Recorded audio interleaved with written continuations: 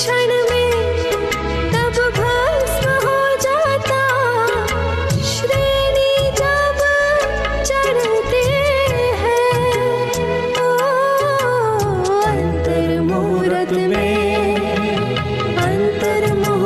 में ही जिसने अनंत चतुष्टय धारा है, दिगंबर वेश न्यारा है।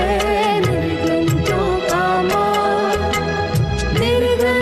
का मार्ग हमको प्राणों से भी प्यारा है, दिगंबर वेश न्यारा है। निर्ग्रंथों का मार्ग हमको प्राणों से भी प्यारा है। निर्ग्रंथों का मार्ग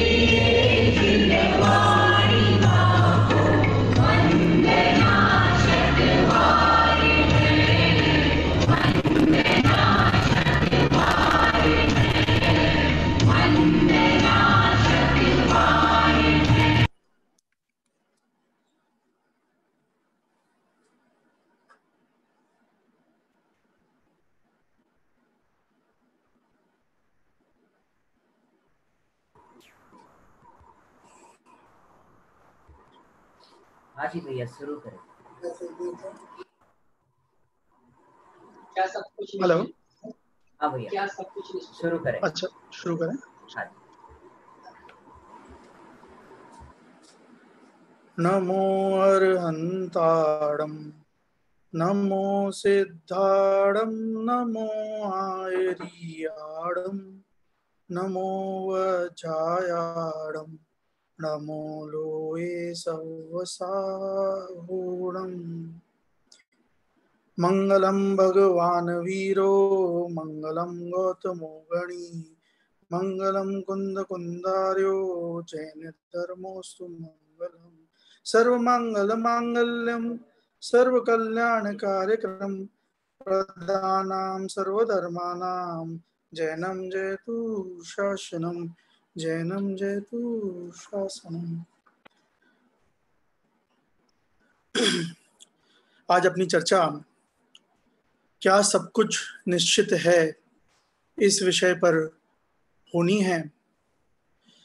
हम उस विषय पर चर्चा करें उससे पहले मेरा आप सब ऑडियंस से यह प्रश्न है कि आप मुझे बताएं कि आपको कैसी व्यवस्था पसंद है।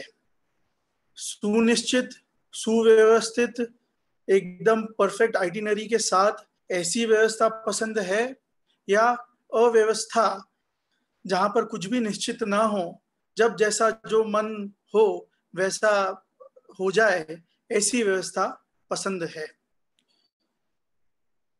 मेरे कहने का आशय यह है कि क्या हम जब रेलवे टिकट बुक करते हैं तो हम उस ट्रेन का यहाँ से प्रारंभ होने का समय देखते हैं, वो पूर्ण रूप से सुनिश्चित होता है कि यहाँ से 10 बजे निकलेगी और दिल्ली अगले दिन 2 बजे पहुंचेगी।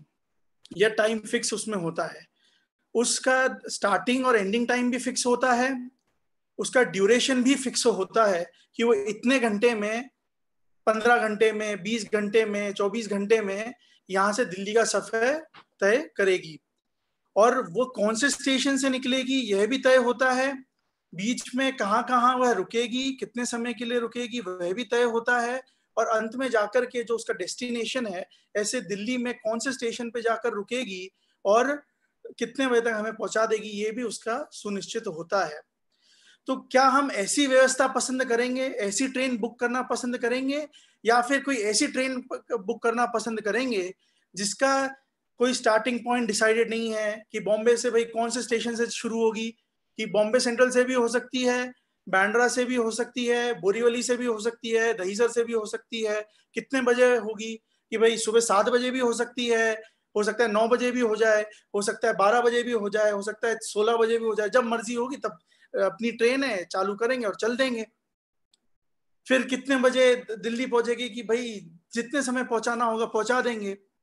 हो सकता है हम सुपर फास्ट में चलाएं तो 12 घंटे में पहुंचा दें, हो सकता है कि अभी ड्राइवर का मन नहीं हो रहा तो 4 दिन बाद पहुंचाए। एक व्यवस्था पूरी सुनिश्चित है, सुव्यवस्थित है, और एक व्यवस्था बिल्कुल अनिश्चित है, अव्यवस्थित है। हम कौन सी व्यवस्था चूज करेंगे? आप सब अपने अपने जवाब अपने अपने मन में दे दें। यदि आपका जवाब हाँ है कि हमें सुव्यवस्थित, सुनिश्चित, एकदम परफेक्ट आइटिनरी वाली व्यवस्था में ही ट्रैवल करना है, जाना है, वही हमें पसंद है, तो मैं आपको बहुत बहुत बधाई देना चाहता हूं कि आपका जवाब बिल्कुल जैन दर्शन का जो मूल सिद्धांत है उससे मेल खाता है।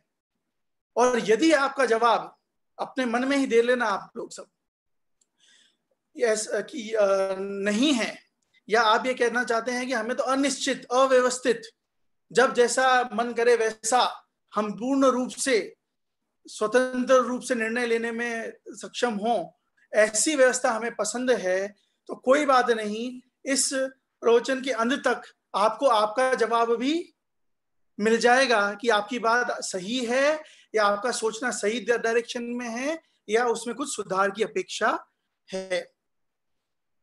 हमारा जो आज का विषय है, क्या सब कुछ निश्चित है, यह ऐसा विषय है कि इस विषय को समझने के बाद कुछ लोग चैन की नींद सो जाएंगे, और हो सकता है कुछ लोगों की नींद उड़ जाए। जिसकी जैसी परिणति होगी, जिसके जैसे परिणाम होंगे, उसका आउटपुट उस रूप से आएगा।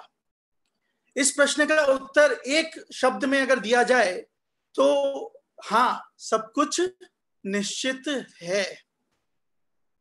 अरे पंडित जी, आप इतनी बड़ी बात कह रहे हो, सब कुछ निश्चित है, और ये बात आपके जहन में आई कहां से? इस बात की, इस थीम की पीछे सिद्धांत क्या है? कहीं से तो ये बात निकली होगी ना। तो यह जो सिद्धांत, यह जो बात है, उसके पीछे जो सिद्धांत है, उस सिद्धांत का नाम है क्रमबद्ध पर्याय। उसको जिनागम में जो शब्द आया है, क्रम नियमित पर्याय भी कह सकते हैं। जिनागम में उसके लिए क्रम नियमित पर्याय शब्द आया है। मूल टीका आत्मख्याति जो है समयसार की, उसमें क्रम नियमित शब्द से इसका विवेचन किया गया है, और गुरुदेव श्री ने इसको क्रमबद्ध पर्याय ऐसा नाम दिया था। दोनों ही शब्दों में कोई अर्थ रूप से कोई फेरबदल नहीं है, दोनों ही एक ही बात को कहते हैं कि यह जितनी भी पर्याय हैं, जितनी भी वस्तु में परिवर्तन हो रहा है, वह सारा ही परिवर्तन क्रम रूप से हो रहा है। क्रम रूप से हो रहा है अर्थात कि एक के बाद दूसरी पर्याय, दूसरी के बाद तीसरी पर्याय, तीसरी के बाद चौथी पर्याय, इस प्रकार से हर एक पर्याय, हर एक परिवर्तन क्रमशः चल रहा है। साथ ही साथ वह क्रमशः तो है ही है, पर वह बंधा हुआ भी है, वह नियमित भी है।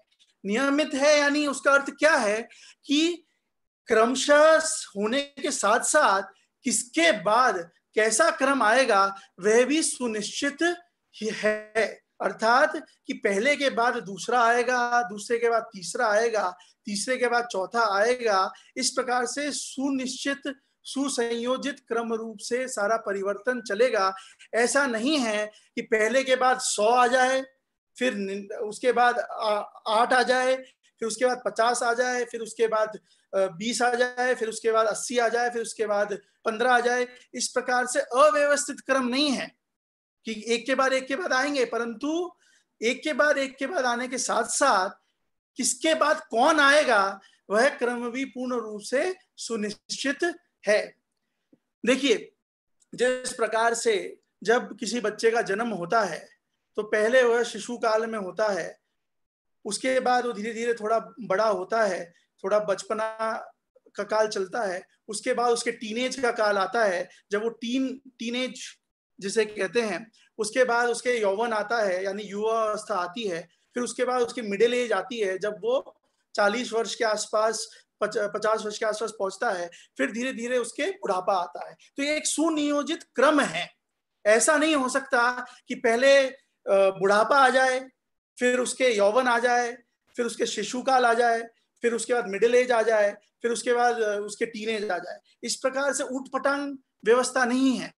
व्यवस्था तो पूर्ण रूप से क्रमशः चलती है, पर्याय क्रमशः आती हैं, और वह क्रमशः आने के साथ साथ पूर्ण रूप से नियमित रूप से आती हैं। अर्थात एक क्रम के बाद कौन सा दूसरा क्रम आएगा वह भी पूर्ण रूप से निश्चित है, उस क्रम के बाद कौन सा तीसरा क्रम आएगा वह भी पूर्ण रूप से निश्चित है। अब यह जो क्रम नियमित पर्याय या क्रमबद्ध पर्याय की जो चर्चा आती है, इसका मूल फंडामेंटल आधार क्या है? इसका मूल फंडामेंटल आधार है सर्वज्ञता। हम भगवान को मानते हैं, है ना, जैन दर्शन में हम सर्वोपरि जो भगवान हैं उनको हम मानते हैं, और उनका स्वरूप कैसा बताया गया है कि उनका स्वरूप वीतरागी, हितोपदेशी और सर्वज्ञ होता है। यानी वो पूर्ण रूप से वीतरागी होते हैं, हित का उपदेश करने वाले होते हैं, और भूतकाल, वर्तमान काल और भविष्य काल को एक साथ जानते हुए प्रभावित रहते हैं, और अप्रभावित रहते हुए एक साथ जानते हैं। यहां पर हमें सहज रूप से एक प्रश्न उठ सकता है कि भूतकाल की पर्याय जानना ठीक है, हमें कोई दिक्कत नहीं है पंडित जी, आप भूतकाल की पर्याय हैं भगवान जाने, कोई उसमें डाउट नहीं है। वर्तमान जाने, उसमें भी कोई डाउट नहीं है, पर भविष्य काल की भी वे पर्याय जानते हैं क्या? अगर वे भविष्य काल की पर्याय नहीं जानते तो फिर मैं आपसे यह पूछना चाहता हूं कि उनके ज्ञान में और हमारे ज्ञान में फर्क क्या है? हमारा ज्ञान भी अधूरा है और उनका ज्ञान भी अधूरा हो गया। हम भी भूतकाल जानते हैं हमारा, हम भी वर्तमान को जान रहे हैं, वो हमसे थोड़ा और ज्यादा भूतकाल जान लेंगे, थोड़ा और ज्यादा वर्तमान जान लेंगे। पर यदि वह पूर्ण रूप से भविष्य को नहीं जानते होंगे तो उनके ज्ञान को दिव्य क्यों कहेंगे? उनका ज्ञान महान क्यों है? वे पूर्ण ज्ञानी कैसे हैं? तत्वार्थ सूत्र में आता है सर्वद्रव्य पर्यायेषु केवलस्य, अर्थात केवल ज्ञान एक ऐसा ज्ञान है जो कि सर्वद्रव्य की सारी पर्यायों को एक साथ एक समय में जानते हैं।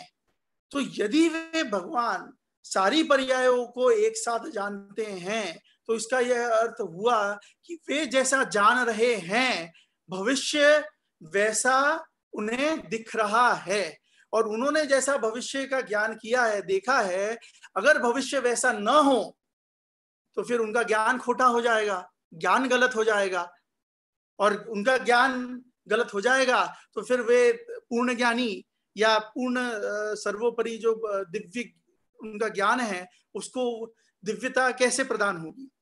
तो उनका ज्ञान तो खोटा हो नहीं सकता। जब उनका ज्ञान खोटा नहीं हो सकता और उन्होंने जैसा जाना है वैसा भविष्य जैसा होना है, उन्होंने उसको वैसा ही जाना है। यहां पर एक बात गौर करने की जरूरत है कि ऐसा नहीं है कि वे जैसा चाहते हैं वैसा भविष्य होगा, बल्कि भविष्य जैसा होने वाला है वैसा उनके ज्ञान में झलक रहा है, वैसा ही वे जान रहे हैं, और इनकी दिव्य ध्वनि में वैसी ही घोषणाएं हुई हैं, या बहुत सारी कथाएं ऐसी आती हैं कि जहां पर उन्होंने भविष्य की ऐसी घोषणाएं करी हैं और हूबहू जैसा उन्होंने अनाउंसमेंट किया, जैसी उन्होंने बात कही, वैसा ही भविष्य हो गया। क्या मारीच जब आदिनाथ भगवान की दिव्य ध्वनि सुन रहे थे और भरत चक्रवर्ती ने उनसे पूछा था कि हे भगवान, यहाँ कोई ऐसा जीव है इस समोशरण में जो आगामी काल में तीर्थंकर बनेगा, तो उनकी दिव्य ध्वनि में आया था कि यह जो तुम्हारा बेटा है मारीच, यह आगे जाकर के 24वां तीर्थंकर महावीर के रूप में होगा। क्या यह घोषणा सही हुई थी कि नहीं हुई थी? घोषणा सही हुई थी। तो यह सुनकर के क्या मारीच को वो बात स्वीकार्य हुई थी? क्या उनके अंतरंग में कैसे परिणाम हुए थे?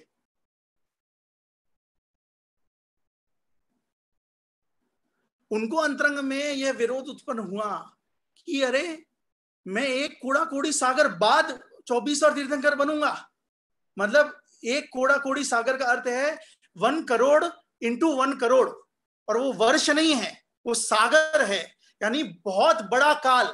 इतने काल तक मैं इस संसार में भटकूंगा और न जाने कौन कौन सी पर्याय धारण करूंगा, एकेंद्रिय से लेकर के तिर्यंत से लेकर के नारकी से लेकर के सारी ही पर्यायों में मैं जाऊंगा और बहुत अनंत दुख भोगूंगा और एक कूड़ा कोड़ी सागर के बाद मैं तीर्थंकर बनूंगा।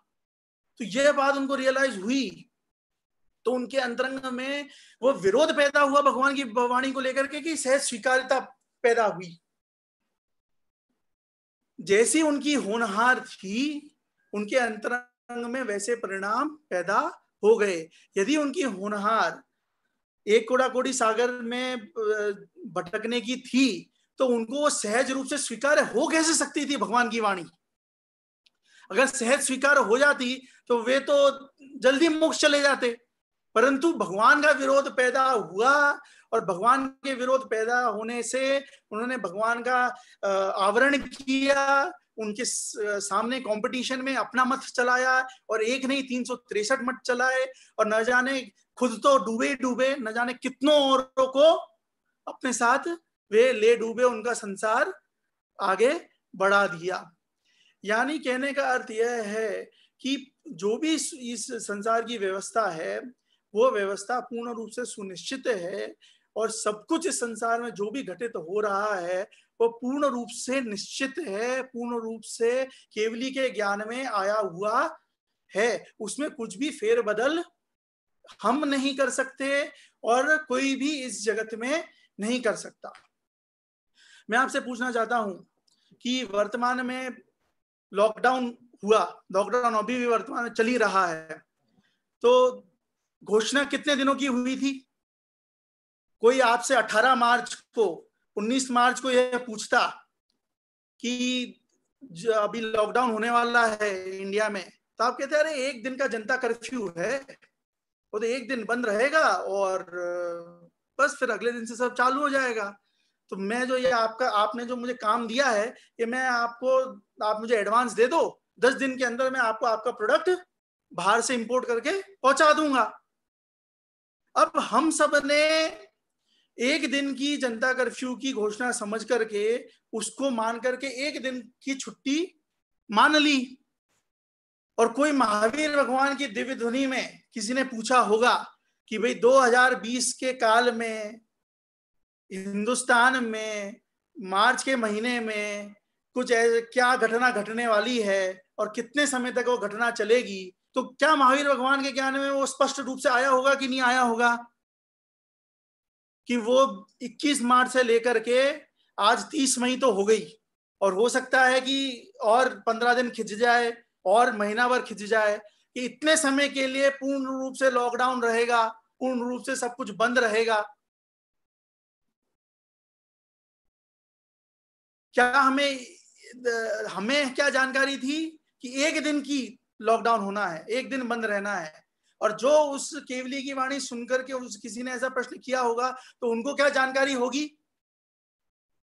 कि भाई 2 महीना 3 महीना लॉकडाउन रहेगा, और वो व्यक्ति वर्तमान में उपस्थित हो और वो एक दिन के कर्फ्यू की घोषणा सुनकर के कहेगा कि भैया एक दिन कुछ नहीं, अभी तो बहुत लंबा काल रहने वाला है, 2-3 महीने कहीं नहीं जाएंगे, आप मानो 2-3 महीने के लिए बंद हो जाएगा, तो आप स्वीकार करते कि वर्तमान में ऐसा हो सकता है?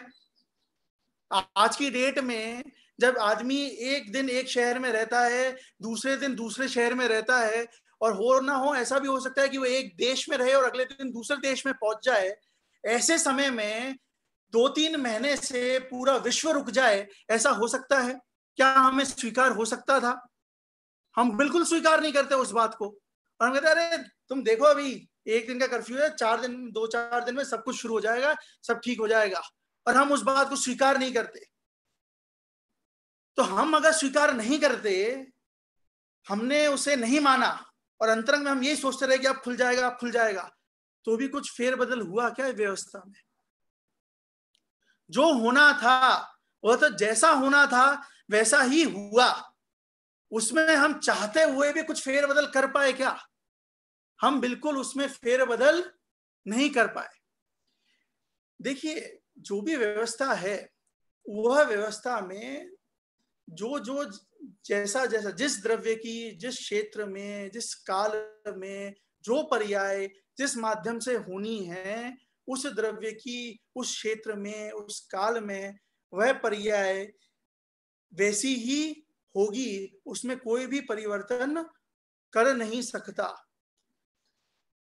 तो जब कोई भी परिवर्तन नहीं कर सकता, कुछ हम कर ही नहीं सकते, तो फिर पंडित जी हम करेंगे क्या?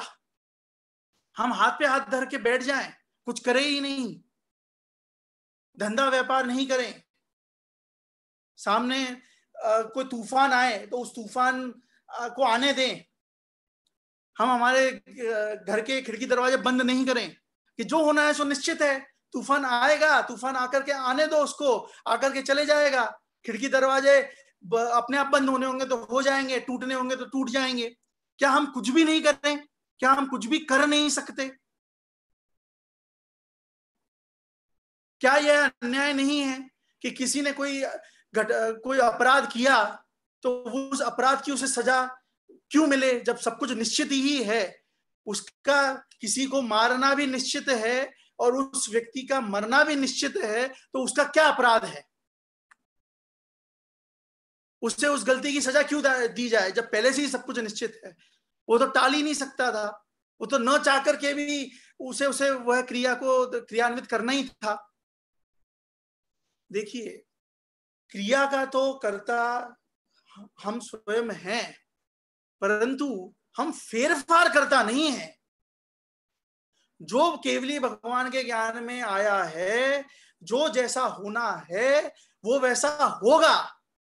कोई मर्डर करेगा तो उसे पुलिस जेल में डालेगी डालेगी, क्यों डालेगी? किया तो उसी ने है ना, उस क्रिया का कर्ता तो वह है, परंतु फेरफार करता नहीं है।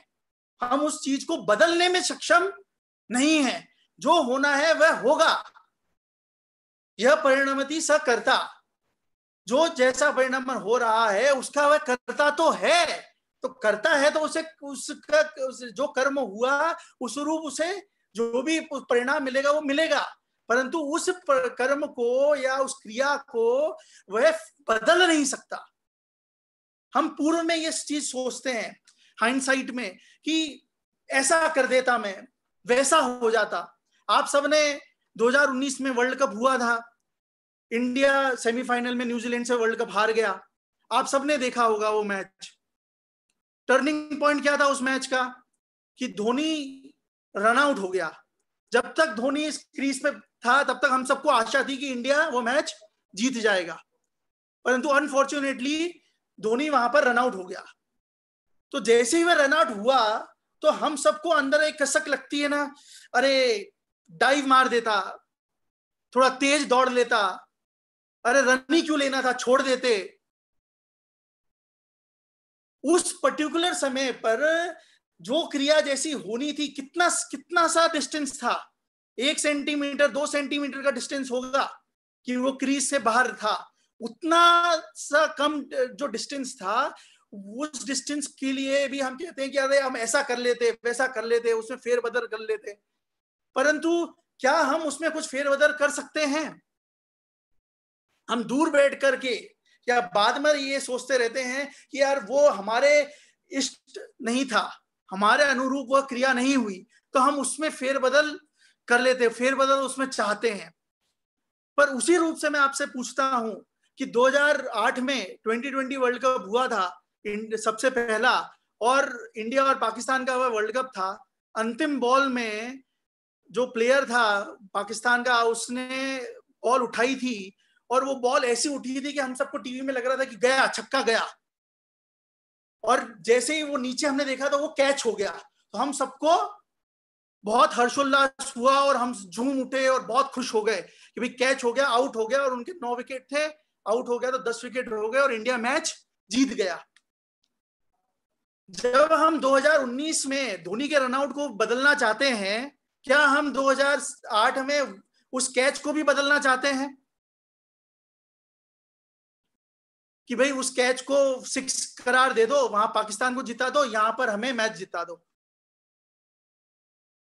तो हमारा जो न्याय है, हमारा जो सोचना है, वो पूर्व रूप की जो जितनी पर्याय हैं उनमें फेरबदल करने का भी ऐसा नहीं कि हम सब कुछ फेरबदल करना चाहते हैं। हमारे जो इष्ट है उस अनुरूप हम फेरबदल करना चाहते हैं, और हमारे जो अनिष्ट है उसको हम फेरबदल, हमारे इष्ट को हम फेरबदल नहीं करना चाहते हैं और हमारे अनिष्ट को हम फेरबदल करना चाहते हैं। तो ये प्रॉब्लम तो हमारी है, वस्तु के स्वरूप की प्रॉब्लम नहीं है। किसी ने बहुत अच्छा प्रश्न पूछा था कि हम जय जयकार लगाते हैं महावीर भगवान की, तो ये महावीर भगवान के यशस कीर्ति कर्म का उदय है क्या? हम तीर्थंकर देव की जय जयकार लगा रहे हैं, आदिनाथ भगवान की जय जयकार लगा रहे हैं, गुरुदेव की जय जयकार लगा रहे हैं क्या? तो पंडित जी ने उसका उत्तर दिया था कि नहीं, इससे उनका कुछ भी लेना देना नहीं है, उनके तो सारे कर्म छूट गए। अब यशस्वी कर्म का उदय कहां से होगा? वे तो मोक्ष चले गए। तो ये जो हम जयकारा लगा रहे हैं ये तो हमारे परिणाम हैं, इससे महावीर भगवान का कोई लेना देना नहीं है। हम किसी को गाली दे रहे हैं तो इससे उसके अपयश कीर्ति कर्म का उदय नहीं है, ये तो हमारे परिणाम है। हमारे परिणाम खराब हो रहे हैं, हम फ्रस्ट्रेट हो रहे हैं तो हम गाली दे रहे हैं। उसी प्रकार से अगर बाह्य वस्तु जैसी है, उस वस्तु में हम फेरबदल करना चाहते हैं तो यह हमारी प्रॉब्लम है, इस वस्तु की प्रॉब्लम नहीं है। और वह सुधार कहां करना होगा कि जहां प्रॉब्लम है सुधार वहां करना होगा। हमें ये सहज स्वीकृति लानी होगी कि जैसा वस्तु का परिणामन होना है वह वस्तु वैसी ही होगी और उसे सहज स्वीकार करना होगा। और जब हम उसे स्वीकार कर लेंगे तो वही सच्चा पुरुषार्थ है। अपनी सीमा का निर्णय कर लेना वह सच्चा पुरुषार्थ है। पुरुषार्थ उठापटक कर लेना पुरुषार्थ नहीं है। एक वस्तु को यहां से वहां कर लेना, वहां से यहां ले आना, यह पुरुषार्थ नहीं है। एक जंगल में, जंगल का राजा वैसे तो शेर होता है, पर एक बंदर को राजा बना दिया। अब थोड़े समय में उस जंगल में आग लग गई। अब वो बंदर को समझ में नहीं आया कि मैं करूं क्या। सारे जंगल के प्राणी बंदर के पास आए कि साहब, राजा साहब करो कुछ, आग लग गई, क्या कर रहे हो आप? तो बंदर एक डाल से कूदे, दूसरे डाल पे कूदे, फिर दूसरे से तीसरी डाल पे कूदे, तीसरी से चौथी डाल पे कूदे, इधर कूदे उधर कूदे, ऐसा करे वैसा करे। फिर वापस आए तो फिर पूछे क्या किया भैया, राजा साहब करो कुछ। तो बोले देखो कर तो रहा हूं, मेरी उछल कूद में कोई कमी है क्या? मेरी उछल कूद में कोई कमी नहीं है। अब बाहर जो हो रहा है उसका मैं क्या करूं? मैं तो पूरा प्रयत्न कर रहा हूं, मैं तो पूरा पुरुषार्थ कर रहा हूं, पर बाहर कुछ नहीं हो रहा तो मैं क्या करूं? मेरी उछल कूद में कोई कमी नहीं है, मैं तो पूरी ताकत से लगा हुआ हूं, यहां कूद रहा हूं, वहां कूद रहा हूं, वो कर रहा हूं, ऐसा कर रहा हूं। तो उसी प्रकार से जगत का जो भी परिणामन हो रहा है वह परिणामन तो जैसा होना है वह वैसा ही होगा, हो रहा है और होता आया है। अब उस परिणामन को देख करके हम अपने अंतरंग में जैसे कषाय भाव हो रहे हैं उस रूप हम उछल कूद कर रहे हैं, और उस उछल कूद करने में वस्तु में तो कुछ परिवर्तन नहीं होना है। परिवर्तन हमारे अंतरंग के परिणामों में नहीं होना है। हमारे परिणाम और खराब से खराब हुए जा रहे हैं, क्योंकि हम जैसा चाह रहे हैं वैसा तो हो नहीं रहा, और वैसा नहीं हो रहा है तो और ज्यादा हम उछल कूद कर रहे हैं, तो और ज्यादा हम थक रहे हैं, परेशान हो रहे हैं। हम सुखी कब होंगे?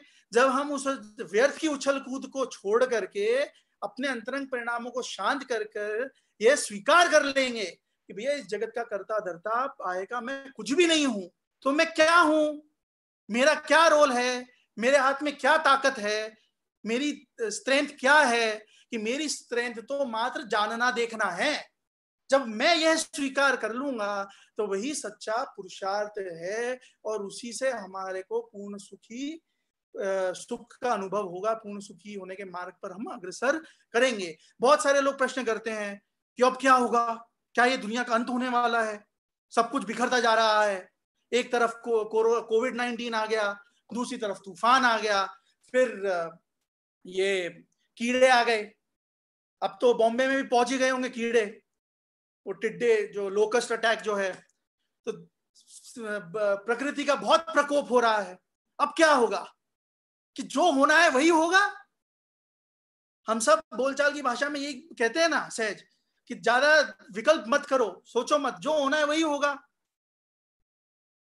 भगवान जाने क्या होगा, हम कहते हैं ना भगवान जाने क्या होगा, तो भगवान तो जान ही रहे हैं ना क्या होगा, और जो होना है वो जान रहे हैं, और उनके ज्ञान में जैसा है वैसा ही होना है।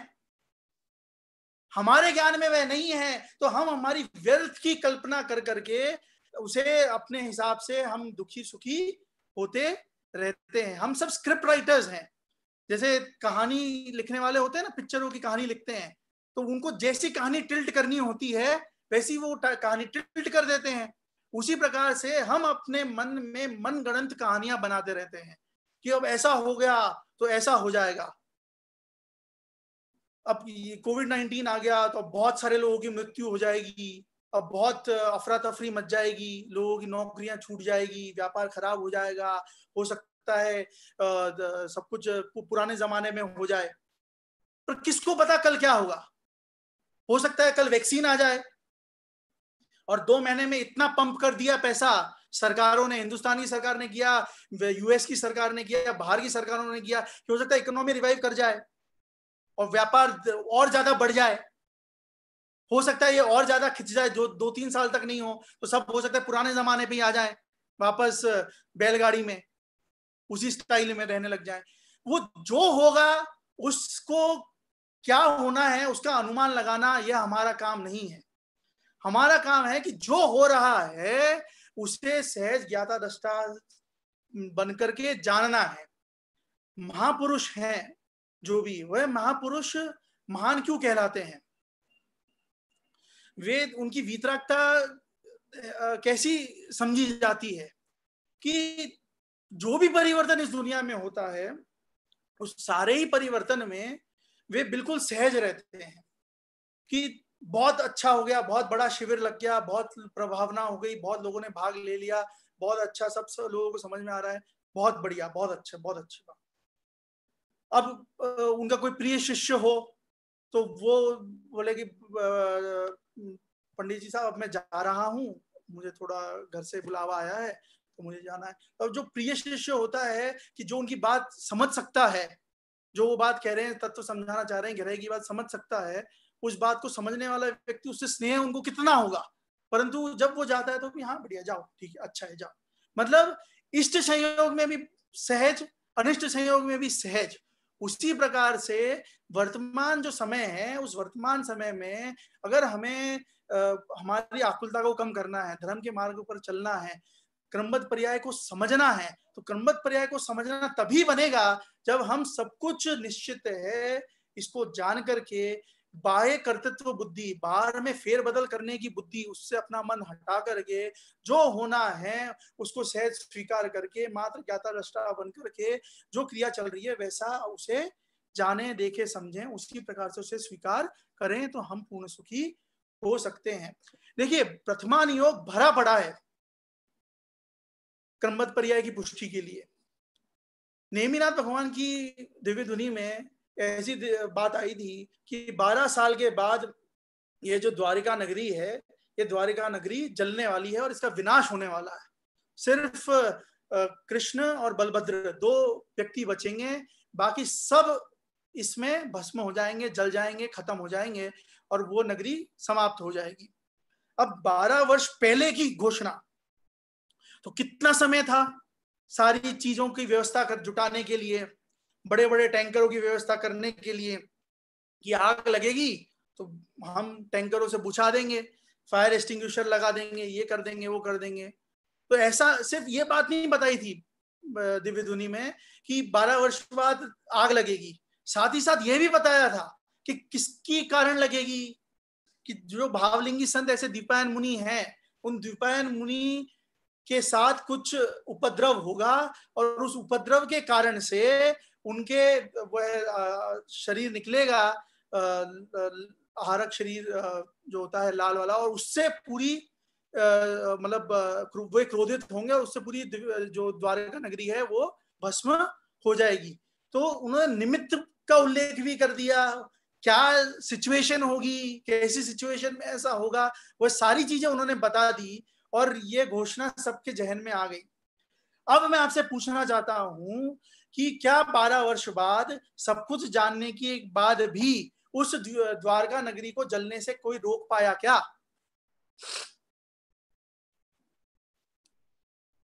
हमने जो हम अपनी प्रेजेंट सिचुएशन को उस सिचुएशन से जोड़े कि हमें वर्तमान में जो सिचुएशन चल रही है उसको लेकर के हमें कैसे परिणाम करने रखने चाहिए। तब भी अनाउंस कर दिया था कि 12 साल बाद जलेगा। तो जिनकी होनहार अच्छी थी उनको सहज ये स्वीकार हो गया कि भैया केवली की दिव्य ध्वनि में आया है तो ऐसा होना ही होना है और इसमें कुछ परिवर्तन किया नहीं जा सकता। और यह तो सब परद्रव्यों की परिणमन है और इसे मुझे अपने अंतरंग में कुछ भी फेरबदल, बाह्य में मैं कुछ भी फेरबदल नहीं कर सकता। मुझे अपने अंतरंग में अपने आप को स्थिर करना है, वह उसी से मेरा कल्याण होगा। तो जिन्होंने उस बात को स्वीकार करके अपने अंतरंग में अपने आप को स्थित किया, उनकी होनहार अच्छी थी तो वे स्वयं दीक्षित होकर के सम्यक दर्शन को प्राप्त करके पूर्णता की ओर बढ़ गए। जिनकी होनहार अच्छी नहीं थी उन्होंने क्या किया कि उन्होंने व्यवस्था जुटाना किया कि ऐसे थोड़ी ना कोई पूरा का पूरा शहर, लाखों लोग रहते हैं, ऐसे कैसे जल जाएगा। और हम तो इतनी डेवलप्ड सिटी हैं, डेवलप्ड कंट्री हैं, हमारे पास तो इतनी मिलिट्री है, हमारे पास इतना पैसा है, रुपया पैसा, हम तो जान लगा देंगे, हम ये कर देंगे, हम वो कर देंगे और हम बचाएंगे कैसे भी करके। उन्होंने ये प्रयत्न करना शुरू कर दिए। उन्होंने वो द्विपायन मुनि के निमित्त से होना, तो भाई द्विपायन मुनि से हाथ जोड़कर कहा कि महाराज आप शहर छोड़ करके चले जाओ, आपके निमित्त से द्वारका जलनी है तो आप ही नहीं रहोगे द्वारका में, तो द्वारका कैसे जलेगी फिर, तो आप शहर छोड़ के चले जाओ।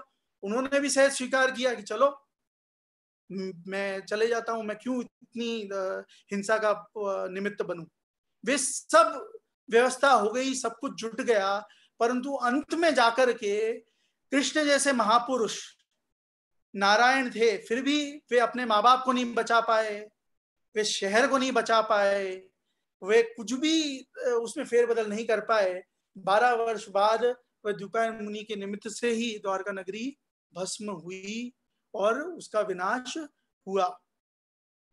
कहने का अर्थ यह है कि जैसी होनहार होती है, सारा परिवर्तन, सारा परिणमन उसी प्रकार से होता है।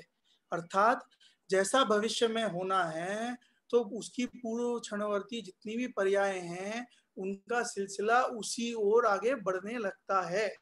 कैसे बढ़ने लगता है? देखो, अब इसको अपन पास्ट में लागू कर कर देखते हैं कि कैसे कि कोविड-19 2020 में फैलना था।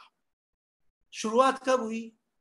कि शुरुआत एक केस से कहीं ना कहीं हुई होगी। सारी दुनिया कहती है चाइना में हुई, तो अपन मानो कि चाइना में हुई, चाइना की एक सिटी में हुई। वहां पर पूरे शहर, देश, पूरी दुनिया रुकनी थी 2020 में। तो जो आगामी काल में ऐसा होना था, ऐसा उसकी पूर्व काल में, पूर्व पर्यायों में वैसा सिलसिला शुरू हो गया था कि नहीं 6 महीने पहले, कि एक देश के एक शहर से एक केस से वो फैलना शुरू हुआ। धीरे धीरे वो पूरे शहर में फैल गया, धीरे धीरे पूरे देश में फैल गया, उस देश में अफरा तफरी मच गई, उस देश ने लॉकडाउन कर दिया, फिर धीरे धीरे दूसरे देशों में फैलना शुरू हो गया। एक देश में फैला, 2 देश में फैला, 3 देश में फैला, 4 देश में फैला, फिर बड़े बड़े देशों में फैलना शुरू हो गया, फिर अमेरिका में फैलना शुरू हो गया, हिंदुस्तान में फैलना शुरू हो गया, इटली में, मतलब दुनिया के हर क्षेत्र में फैलना शुरू हो गया। और सब लोग उस चपेट में आकर के उसका अब वर्तमान में हम ये फल देखते हैं कि पूरी दुनिया रुकी हुई है। अब धीरे धीरे खुल रही है, परंतु बीच में तो ऐसी स्थिति थी कि जो 1 साल पहले किसी से आप कहते कि दुनिया ऐसी भी हो सकती है, तो वह स्वीकार नहीं करता कि पूरी दुनिया रुक जाएगी, एक बार को सब कुछ रुक जाएगा, पेट्रोल के दाम माइनस में हो जाएंगे, ऑयल जिसके हम इतने पैसे देते हैं, 85 रुपए लीटर हम देते हैं, $100 पर बैरल के ऊपर का उसका भाव होता था, वो माइनस में, यानी आप तेल भी खरीदो और उसके लिए पैसे भी मैं दूंगा, ऐसा आप सोच सकते थे ऐसा हो सकता है? तो दुनिया जो वर्तमान में सिचुएशन है, उस जो होना है उसकी पूर्व क्षणवर्ती पर्यायों का सिलसिला बहुत पूर्ण रूप से शुरू हो जाता है, और जब वो पूर्ण रूप से शुरू हो जाता है तो धीरे धीरे करके वो पूर्ण रूप से आगे वैसी पर्याय जैसी होनी है वैसी होती है। देखिए, हम तो छद्मस्त हैं, पर क्या महापुरुषों ने प्रयत्न नहीं करे जो भी होना है उसको बदलने का, या उनको विकल्प ही नहीं आया? महावीर भगवान की दिव्य धुनी खिरनी थी, प्रतिमानियों के उदाहरण बड़े बड़े हैं, आप बहुत सारे उदाहरण देख सकते हैं। उनकी दिव्य धुनी खिरनी थी, तो तीर्थंकर, साक्षात तीर्थंकर देव की दिव्य धुनी खिरनी है, उनका व्यवस्थापक कौन होता है? तो सौधर्म इंद्र होता है उनका व्यवस्थापक। मतलब सौधर्म इंद्र इतना, मतलब अगर हम कहें कि पूरे यूनिवर्स का सबसे पावरफुल कोई जीव है तो वो सौधर्म इंद्र है, कोई भी उनसे ज्यादा पावरफुल नहीं है। किसी का प्रश्न है यहाँ पर छद्मस्त, छद्मस्त अर्थात जो संसारी जीव हैं, है ना, हम सब छद्मस्त हैं क्योंकि हम सब संसारी जीव हैं। जो अल्प ज्ञानी हैं वे सब छद्मस्त हैं। तो सौधर्म इंद्र की व्यवस्था थी, फिर भी महावीर भगवान की दिव्य धुनी 66 दिन तक नहीं खिली, 66 दिन वेस्ट कर दिए। हमारा लॉकडाउन खत्म होने वाला है 66 दिन में, और उन्होंने 66 दिन ऐसे ही वेस्ट कर दिए। और सौधर्म इंद्र उनके व्यवस्थापक, उनको विकल्प नहीं आया, वे अवधि ज्ञान के धारी होते हैं सौधर्म इंद्र। उनको ये नहीं आया कि भाई मैं गौतम जो गणधर थे, वे गणधर की अनुपस्थिति के कारण से दिव्य ध्वनि खिर नहीं रही है, और उनकी वो मैं उपस्थित कर दूं तो दिव्य ध्वनि खिरना शुरू हो जाएगी। गणधर ही एक ऐसे व्यक्ति हैं जो भगवान की वाणी को पूर्ण रूप से समझ सकते हैं, उसको गूंथते हैं, उसका पूर्ण रूप से व्यवस्थित लोगों को आगे आचार्य परंपरा में समझाते हैं। तो अगर समझने वाला ही नहीं है तो भगवान समझाएंगे किसको?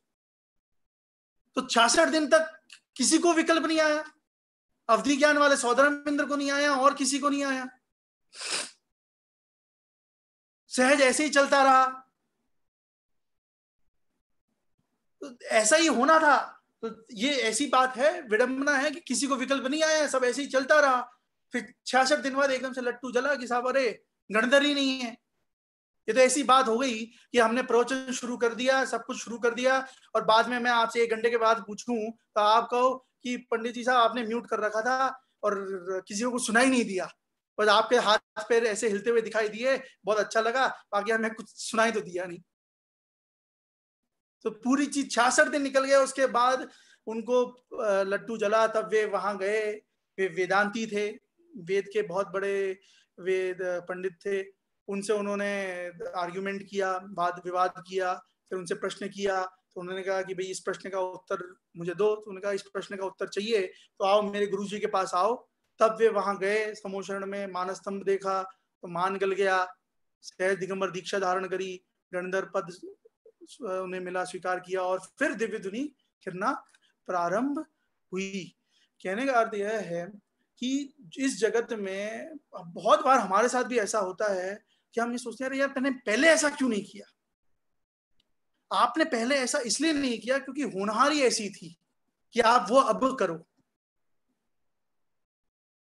कई बार हमारे साथ ऐसा होता है यार मैं शुरू से ही ऐसा कर लेता तो मेरे इतने पैसे बर्बाद नहीं होते, मेरा इतना समय बर्बाद नहीं होता, मैंने इतने प्रयत्न व्यर्थ किए। परंतु जिस द्रव्य की, जिस क्षेत्र में जो पर्याय जैसे निमित्त से होनी है, उस द्रव्य की उसी क्षेत्र में, उसी काल में, उसी निमित्त पूर्वक वैसी ही पर्याय होनी, ही वैसी ही पर्याय होगी। देखिए अब इसको और गहराई से समझते हैं कि अब आपने ये बात तो बहुत अपन ने चर्चा कर ली कि सब कुछ निश्चित है, हम कुछ नहीं कर सकते, हम जो हो रहा है वो हमारे निमित्त से होगा तो हम उसके कर्ता धर्ता भले ही कहलाएंगे, परंतु हम फेरफार कर्ता धर्ता नहीं है। हमारे निमित्त से हो रहा है तो हम कर्ता धर्ता हैं, ऑब्वियसली कर्ता बनने का आरोप तो हमारे ऊपर ही आएगा, परंतु हम उसमें कुछ फेरबदल कर लें, ऐसे फेरफार करता हम नहीं हैं। पर पंडित जी फिर प्रत्येक कार्य होगा कैसे, कार्य होता कैसे, उसकी साइंस क्या है? तो आचार्य भगवंत कहते हैं कि प्रत्येक कार्य 5 समवाय पूर्वक होता है। कितने समवाय पूर्वक होता है? 5 समवाय पूर्वक होता है। कौन कौन से हैं वे 5 समवाय? स्वभाव, काललब्धि, निमित्त, पुरुषार्थ और होनहार। मैं वापस से रिपीट करता हूं, आप चाहो तो इसे नोट डाउन कर लीजिए। स्वभाव, काललब्धि, निमित्त, पुरुषार्थ और होनहार। होनहार को भवितव्यता भी कहते हैं। ये जो 5 समवाय हैं, प्रत्येक कार्य 5 समवाय पूर्वक होता है। कैसे होता है भाई 5 समवाय पूर्वक? कि जो भी कार्य होगा, इसको उदाहरण से समझेंगे कि महावीर के जीव को शेर की पर्याय में सम्यक दर्शन की प्राप्ति हुई। अब शेर की पर्याय में सम्यक दर्शन की प्राप्ति होनी थी, तो स्वभाव जो शेर का जो पर्याय में जो जीव था वो तो पूर्ण रूप से ज्ञाता दृष्टा थे, पूर्ण ज्ञान दर्शन करने में सक्षम थे, यह उनका स्वभाव। काल लब्धि पकी की इस पर्याय में सम्यक दर्शन की प्राप्ति होगी, तो काल लब्धि पकी तो उस शेर की पर्याय में, और आप सोच नहीं सकते कैसी अवस्था थी, कैसी अवस्था में काल लब्धि पकी, हमें विश्वास नहीं होगा कैसी अवस्था थी वह, कि शेर की पर्याय में आदमी क्या करेगा। शेर की पर्याय में वे भूखे थे तो शिकार कर रहे थे, एक हिरण के पीछे दौड़ रहे थे, हिरण को पकड़ा, उसको उसका वध किया, उसे मारा, उसका सेवन करना शुरू किया, थोड़ा सेवन कर लिया था, बाकी का सेवन कर रहे थे, कोई मुंह झूठा था, हाथ में ऐसा था। ऐसे समय में काल लब्धि पकी और आकाश से 2 रिद्धिधारी मुनिराज का आगमन हुआ। ऐसे निमित्त, वे आकाश से जो मुनिराज आए वो कौन? वे निमित्त। स्वभाव उस शेर के जीव का स्वयं का, काल लब्धि वो यानी वह काल कि जब समय दर्शन होना था वह काल लब्धि कही जाएगी। निमित्त कौन? कि वे 2 आकाश से रिद्धिधारी मुनिराज प्रकट हुए, वे नीचे उतरे, अरे ये जीव तो महावीर का जीव है, ये जो शेर है ये आगामी काल में 24 और तीर्थंकर बनने वाला है। तो वे नीचे उतरे और उस जीव को, उस शेर को उसी अवस्था में उन्होंने उपदेश दिया। कैसी अवस्था में? वो जो सिचुएशन में था उस अवस्था में, उस हिरण मरा हुआ पड़ा है, उसका सेवन कर रहे हैं, मुंह झूठा है, वैसी अवस्था में वे मुनिराज को डर नहीं लगा कि अभी हम शेर के सामने, सारी दुनिया तो शेर से भागती है, हम शेर के सामने क्यों जा रहे हैं। वे ऐसी अवस्था में शेर के सामने गए और उसे कहा कि हे शेर, तुम ये क्या कर रहे हो? तुम तो महान आत्मा हो, तुम में अनंत ज्ञान अनंत दर्शन की योग्यता है, तुम अपने स्वभाव को पहचानो, ये वर्तमान में कमजोरी को मत देखो, अपने द्रव्य स्वभाव को पहचानो, उसमें लीन रहो, उसी को उसमें डटे रहो, उसी में अपने आप को स्थापित करो।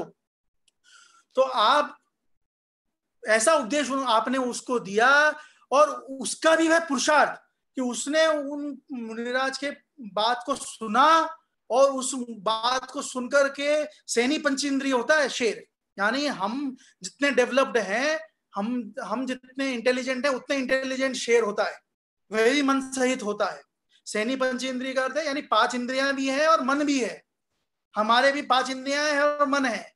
जैसे शेर है, सांप है, ये सारे जीव, हाथी है, ये सब सैनी पंचेंद्रिय हैं, तो ये फुल्ली डेवलप्ड है।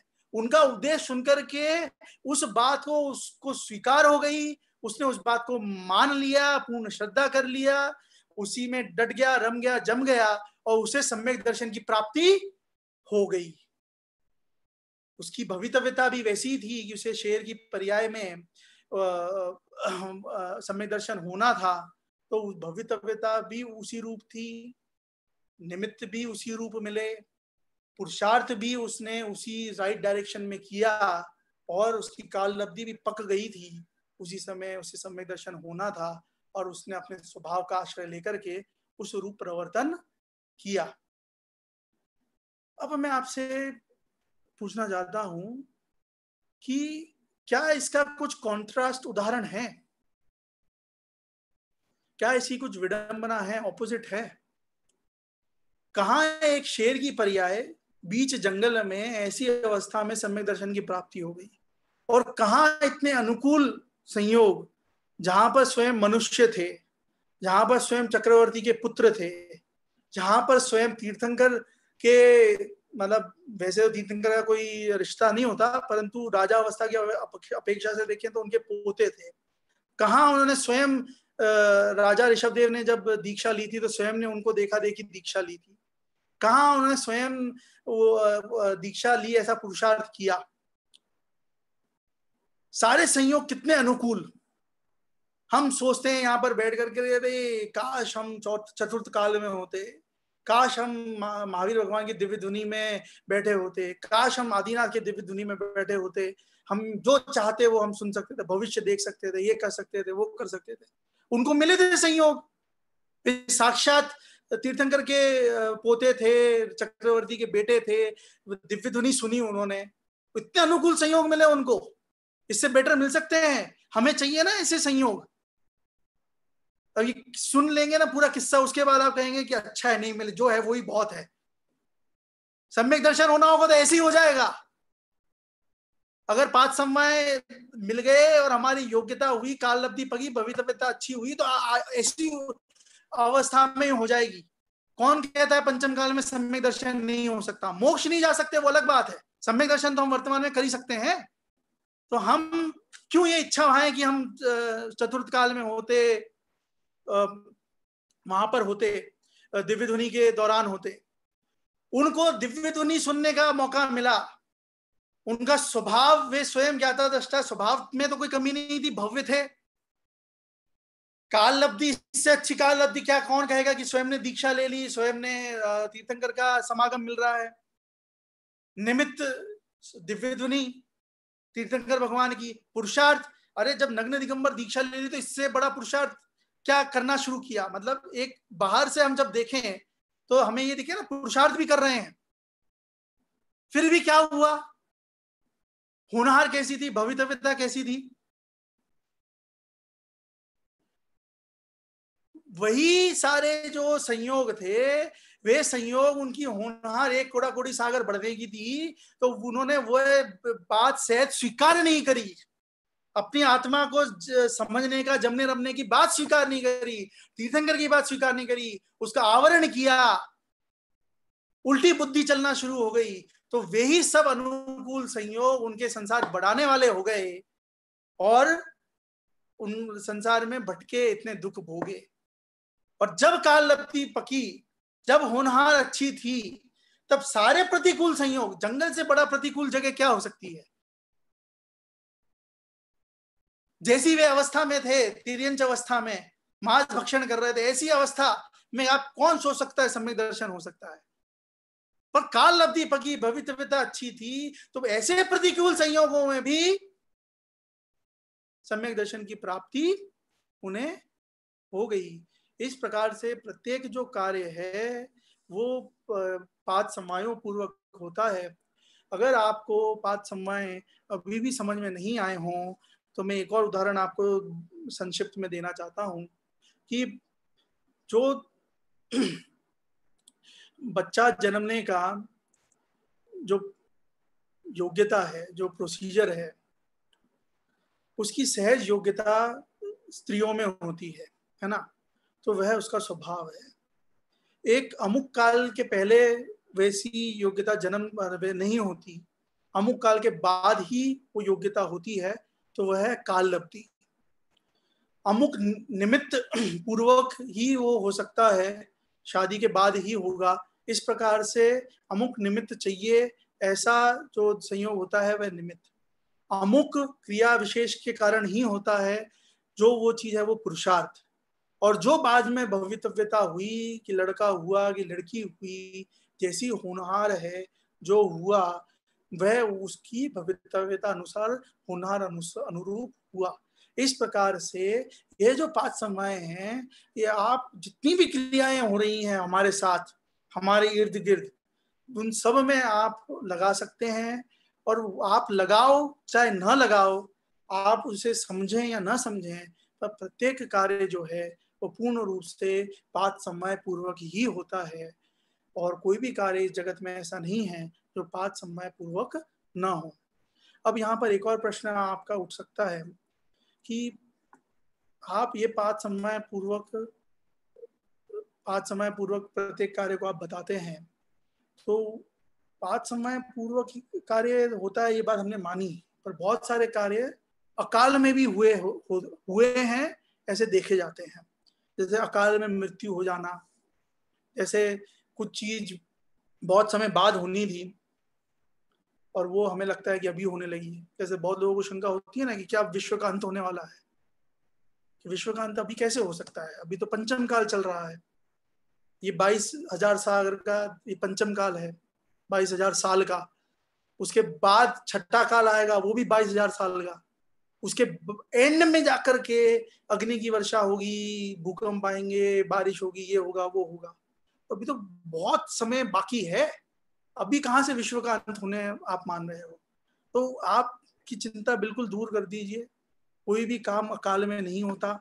वर्तमान में जो परिस्थिति चल रही है तो थोड़े बहुत उतार चढ़ाव चलते रहते हैं और सारी चीज वापस नॉर्मल हो जाएगी, परंतु ये विश्व का अंत तो नहीं हो रहा। बाकी फेर बदल अलग हो जाए वो बात अलग है।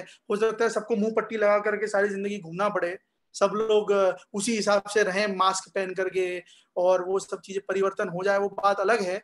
परंतु वर्तमान में जो भी चीज होनी है वह विश्व का अंत तो नहीं होना है। तो अकाल में मृत्यु होती है क्या?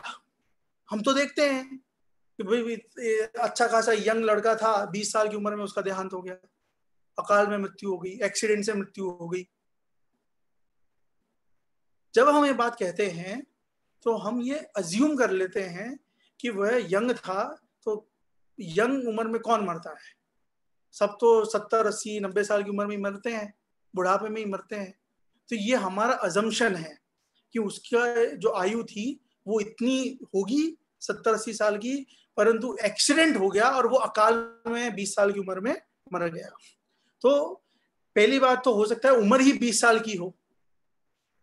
दूसरी चीज कि उसे अकाल मृत्यु क्यों कहते हैं? देखिए, कोई भी शब्द के पहले लगा दिया जाता है तो उसके बहुत सारे अर्थ निकलते हैं, परंतु हमेशा उसका यह अर्थ नहीं निकलता कि पहले। उसका अर्थ यह भी निकलता है कि इसके अलावा बाकी सब। जैसे हिंसा के सामने अ लगा दो तो अहिंसा, तब क्या हुआ कि हिंसा नहीं करने के अर्थ में अहिंसा। जैन के सामने हमने अ लगा दिया तो अजैन, तो जैन नहीं करना वो अजैन है क्या?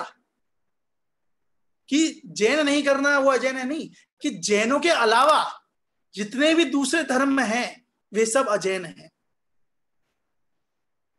है ना? तो उसी प्रकार से हर शब्द के पहले अ लगा देने से उसका जो अर्थ होता है वो अर्थ उसका बदल जाता है। अगर समय के पहले हम इसका लगाएं अकाल मृत्यु जब हम कहते हैं तो हम इस अर्थ में लोक व्यवहार में कहते हैं कि समय से पहले हो गया, जबकि इसका यह अर्थ नहीं है कि समय से पहले हो गया।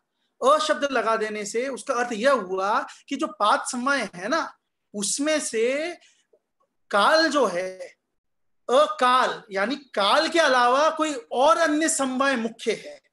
प्रत्येक कार्य होता है वो होता तो 5 समवाय के अनुसार ही है, उनके साथ ही होता है, परंतु कोई एक समवाय मुख्य कर दिया जाता है। कभी पुरुषार्थ को मुख्य कर दिया जाता है, कभी काल को मुख्य कर दिया जाता है, कभी भवितव्यता को मुख्य कर दिया जाता है, कभी स्वभाव को मुख्य कर दिया जाता है, कभी निमित्त को मुख्य कर दिया जाता है। तो जब काल के अलावा कोई और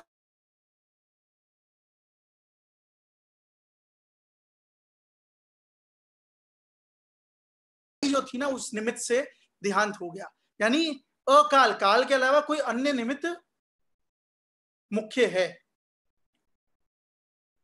आपको सुनाई दे रही है मेरी आवाज? क्लियर आ रही है? Yes yes. यस आ रही है भैया। तो जब कोई और समवाय को मुख्य कर दिया जाता है एक समवाय के अलावा, तो उसे उस रूप कहा जाता है कि अकाल में मृत्यु हो गई। यानी काल तो था ही, काल लब्धि तो आई थी, परंतु मुख्यता में दिखती है कि किसी निमित्त की मुख्यता से उनकी मृत्यु हो गई। परंतु ऐसा जगत में कोई काम होता नहीं है कि उसका समय तो निश्चित था 80 वर्ष का, परंतु वे 20 वर्ष की उम्र में उनका देहांत हो गया। तो बाकी 60 वर्ष की फिर भरपाई कैसे करेंगे अगर हम ऐसा मानेंगे तो। दूसरी बात यह है कि आयु कर्म जो होता है, आयु कर्म का बंधना होता है, वो दो रूप में होता है। टेक्निकली है ये थोड़ी बात कि दो तरीके की आयु कर्म होते हैं, एक बद्धमान आयु, एक बुद्धिमान आयु। तो बुद्धिमान आयु है यानी वर्तमान आयु है। जैसे मैं मनुष्य गति में अभी जी रहा हूं तो मेरी वर्तमान आयु चल रही है। आप सब जो वर्तमान में मनुष्य हैं तो वे सब आपकी वर्तमान आयु है। बद्धमान आयु क्या है कि हमारे अगले जन्म की जो आयु है, तो वो हम जब बांधेंगे तो कैसे बांधेंगे कि मेरी अगर वर्तमान समय में 90 साल की आयु है तो इसके त्रिभाग में मेरी अगले जन्म की आयु बंधेगी। त्रिभाग में अगले जन्म की आयु बंधेगी यानी क्या कि 90 को हम 3 भागों में बांटे, तो 90 को 3 भागों में बांटे यानी 30 के 3 हो गए।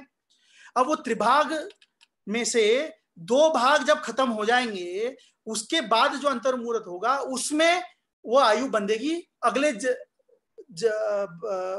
जन्म के लिए। तो यानी 60 वर्ष समाप्त हो जाने के बाद अगले जन्म के लिए वो आयु बंधेगी। अगले जन्म के लिए जब वो आयु बंधेगी, अगर उस समय नहीं बंधी फिर क्या होगा कि जो बाकी का जो पेंडिंग 30 समय है, 30 साल है, उसके 3 भाग करेंगे। उसके 3 भाग करें 10-10 वर्ष के, तो उसके 20 वर्ष निकल गए। उसके बाद का जो अंतर मुहूर्त है बाकी के बच्चे 10 वर्ष में, उसमें उसकी आयु बंधेगी। और एक बार वो आयु बंध गई, मानो नरक की आयु बंध गई, तो नरक की आयु हमने बांधी पहले त्रिभाग में, हमने बांधी 7वें नरक की। जब अगला त्रिभाग हुआ तो उसमें फेरबदल हो सकता है। फेरबदल यानी वो नरक की देव नहीं हो जाएगी, वो स्वैप नहीं हो सकती, संक्रमण नहीं हो सकता, उसमें उल्टापना नहीं हो सकता, परंतु अपकर्षण उत्कर्षण हो सकता है। अपकर्षण उत्कर्षण यानी प्लस माइनस हो सकता है। 7वें नरक की बांधनी तो हो सकता है वो परिणाम सुधर गए, अच्छे हो गए, शुभ हो गए, तो वो सम्य दर्शन की प्राप्ति हो गई। तो अब सम्य दर्शन का जीव 7वें नरक नहीं जा सकता, तो वो अपकर्षण होकर के माइनस होकर पहले नरक हो जाएगा। अब चूंकि बांध लिए नरक की, तो नरक तो अब हो नहीं होना है, परंतु 7वें के बजाय वो पहले नरक में उसकी आयु कम हो जाएगी, हो सकती। अगले जन्म की तो इस जन्म में इस प्रकार से त्रिभाग में कम ज्यादा बढ़ती है, घटती हो सकती है, होती है। वर्तमान आयु में जब वर्तमान जो है, ये बद्धमान आयु की बात थी, अगले जन्म की बात थी। वर्तमान आयु में क्या ऐसा हो सकता है कि अपकर्षण उत्कर्षण हो जाए? कि हाँ, बिल्कुल हो सकता है। कैसे हो सकता है कि अपवाद स्वरूप में मनुष्य और त्रियंचों में ये हो सकता है, नरक और देव में वर्तमान में नहीं हो सकता। एक बार आप वहां पहुंच गए फिर तो आपको पूरा समय वहां पर अच्छी तरीके से गुजारना ही है, अच्छी सेवा होगी आपकी, वहां पे आपको गुजारना ही पड़ेगा। मनुष्य में यह जरूर हो सकता है कि वर्तमान में भी आपका अपकर्षण उत्कर्षण हो जाए। तो वो जो वर्तमान में आपका अपकर्षण उत्कर्षण होता है, तो वो जो एंड रिजल्ट 60 वर्ष का 20 वर्ष हो गया, 80 वर्ष का 20 वर्ष हो गया वर्तमान में, तो वह ऐसा नहीं है कि वो सिर्फ रिजल्ट 80 था और उसको हमने जैसे जैसे फ्रॉड कर करके 20 साल कर लिया और बीच का 60 साल का गैप है। जैसे अकाउंटेंट या सीए लोग करते हैं ना कि बैलेंस शीट बना रहे हैं, तो भाई ये क्रेडिट किया, ये डेबिट किया, अंत में इतना डिफरेंस आ रहा था, तो इसको उसमें क्या सस्पेंस अकाउंट में डाल दो, क्या पता नहीं कुछ खर्चा किया होगा, अभी मिल नहीं रहा हिसाब किताब, अब फलाना 2-3 हजार रुपए जो भी डिफरेंस आ रहा है उसमें डाल। सस्पेंस अकाउंट वस्तु स्वरूप में नहीं है। अगर वस्तु स्वरूप में सस्पेंस अकाउंट हुआ तो फिर सब कुछ सस्पेंस में ही होने लगेगा, गैप क्रिएट नहीं हो सकता। तो वो पूरी की पूरा स्क्रीन प्ले, पूरी की पूरी बात कि भाई बंदी तो 80 वर्ष की थी आयु, परंतु जैसे इन्होंने जन्म लिया, इनके प्रतिकूल संयोग हुए, प्रतिकूल संयोगों में इतने संक्रमण, इतने इनके संक्लेश परिणाम हुए, इतने खराब परिणाम हुए कि ये इन्होंने ये ऐसा मान लिया कि मैं मतलब मेरे साथ मैं रहूं ही क्यों, मैं जल्दी से मेरे को मुक्ति मिल जाए, ऐसे रहने के बजाय तो मरना अच्छा है। ऐसे बहुत संश्लेष परिणाम करे, पाप रूप परिणाम करे, अशुभ परिणाम करे। तो जब अशुभ परिणाम करे तो वो संश्लेष परिणाम करे, मतलब उसके पहले तो आयु होगी 80 वर्ष, फिर संश्लेष परिणाम करेगा तो उससे उसके परिणाम खराब होंगे, परिणाम खराब हो गए तो रिजल्ट भी खराब होगा। तो आयु कर्म जो 80 का था वो अपकर्षण होकर के 20 का हो जाएगा, 20 में वो मर के फिर वापस वो कहीं वो तिर्यंस जाएगा, नरक जाएगा, वॉटेवर जहां जाएगा वहां जाएगा। ये पूरी की पूरी बात निश्चित है, ऐसा नहीं है कि सिर्फ एक ही बात निश्चित है। इसलिए जो अकाल मृत्यु कही जाती है वो कहने का अर्थ सिर्फ एक लोक व्यवहार की बात है, ये क्योंकि हमें यह स्वीकार नहीं होता, ये कहना अच्छा नहीं लगता कि भाई कोई बहुत यंग एज में मर जाए, इसलिए हम कहते हैं वो बहुत अफसोस की बात है, अकाल में मृत्यु हो गई, ऐसा हुई। कोई 100 साल की उम्र में किसी का देहांत हो तो बैंड बाजे बजाए जाते हैं कि भाई बहुत अच्छी लाइफ जी, अच्छी वो जी। हम लोग व्यवहार में बजाते ना बैंड बाजे सब, ऐसा कहीं कहीं होता देखा जाता है। तो वहां हम क्यों नहीं कहते अकाल में हुआ? क्योंकि वो हमारी एक्सपेक्टेशन फुलफिल हो गई वहां। यहां हमारी एक्सपेक्टेशन ये है कि हम किसी को जवानी में मरता देख नहीं सकते, परंतु ऐसा अकाल में कोई भी चीज होती नहीं है, सब कुछ स्वकाल में ही होता है। सिर्फ फर्क यह है कि वहां कोई और समवाय की मुख्यता है और उसकी मुख्यता के कारण से, उसका कथन करने के कारण से यह कह दिया जाता है कि अकाल में मृत्यु हुई है। वैसा अकाल में कुछ भी होता नहीं है, सब कुछ अपने स्वकाल में ही होता है।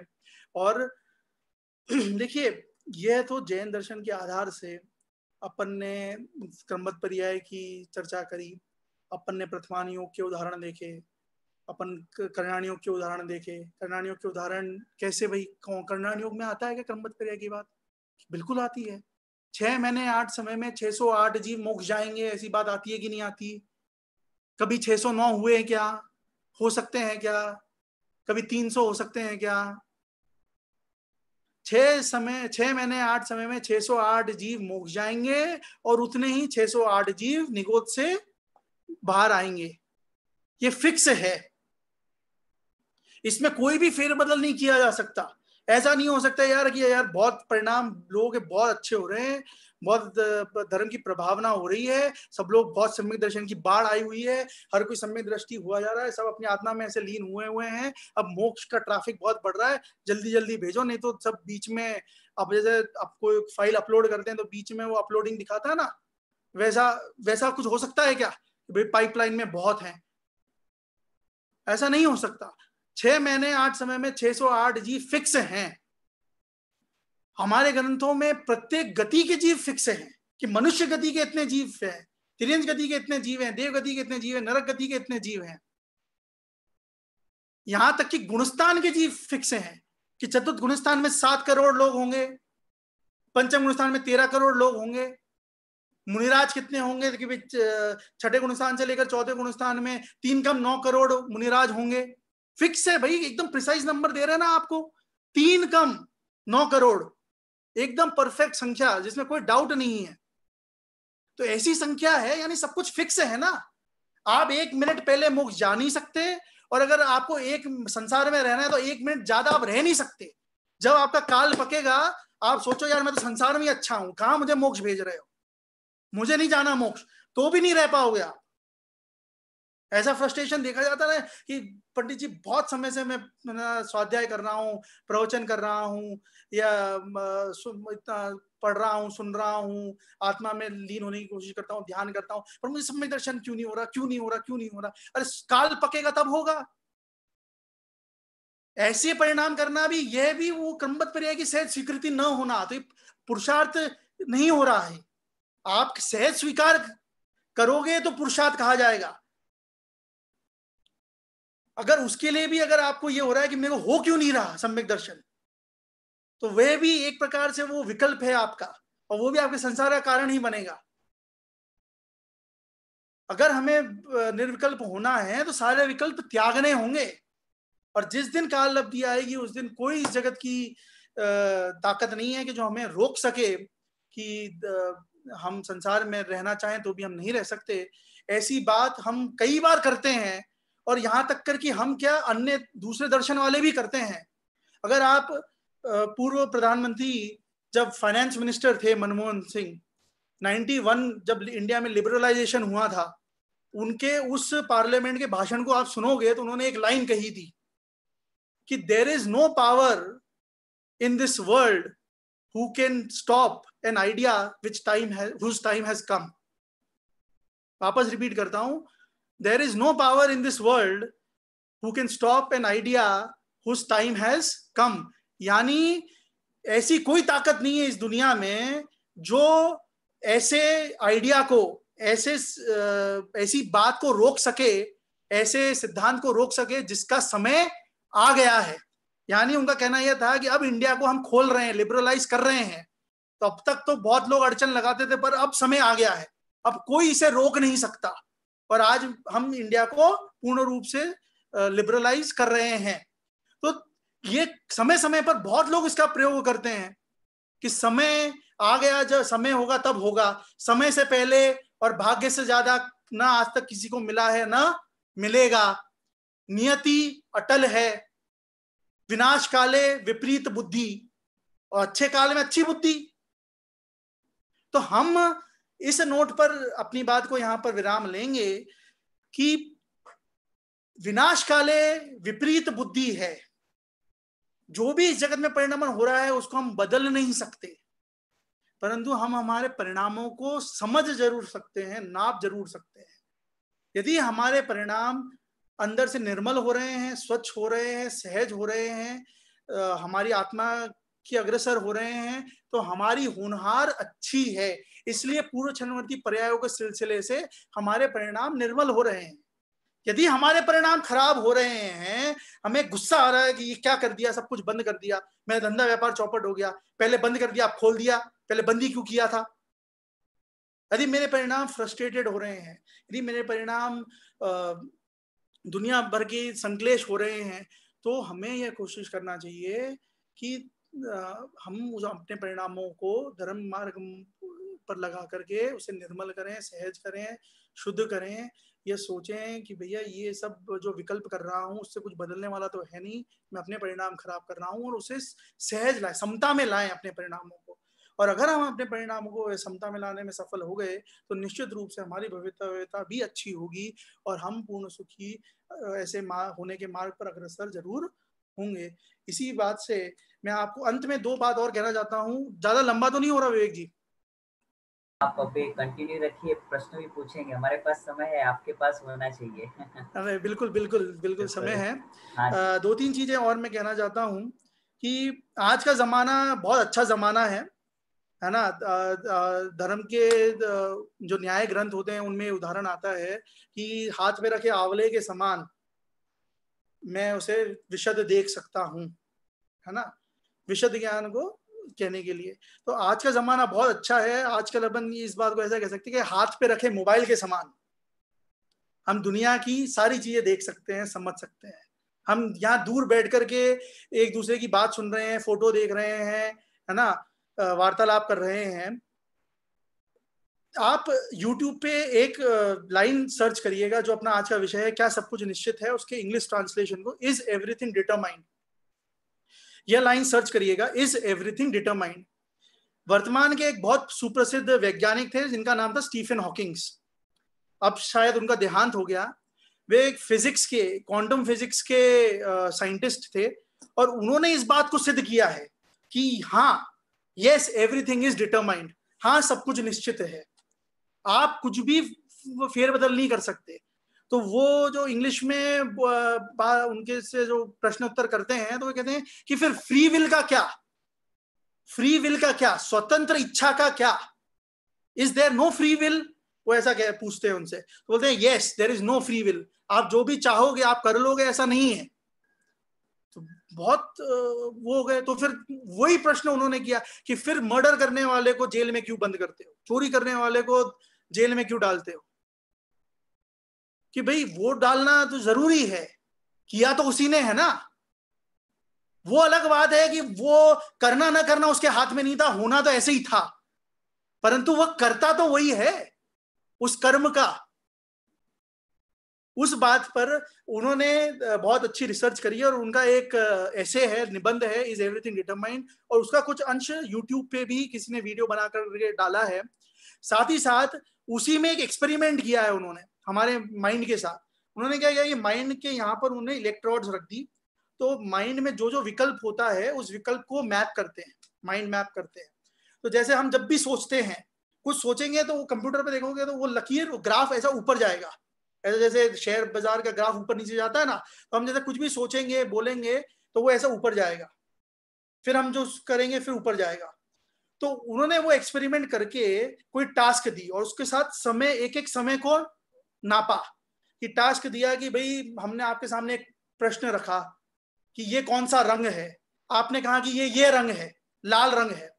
तो आपने ये कहा, उसके 2 क्षण पहले वो ग्राफ ऐसा ऊपर गया और उसके 10 क्षण पहले वो ग्राफ थोड़ा थोड़ा थोड़ा थोड़ा थोड़ा ऊपर जा रहा था।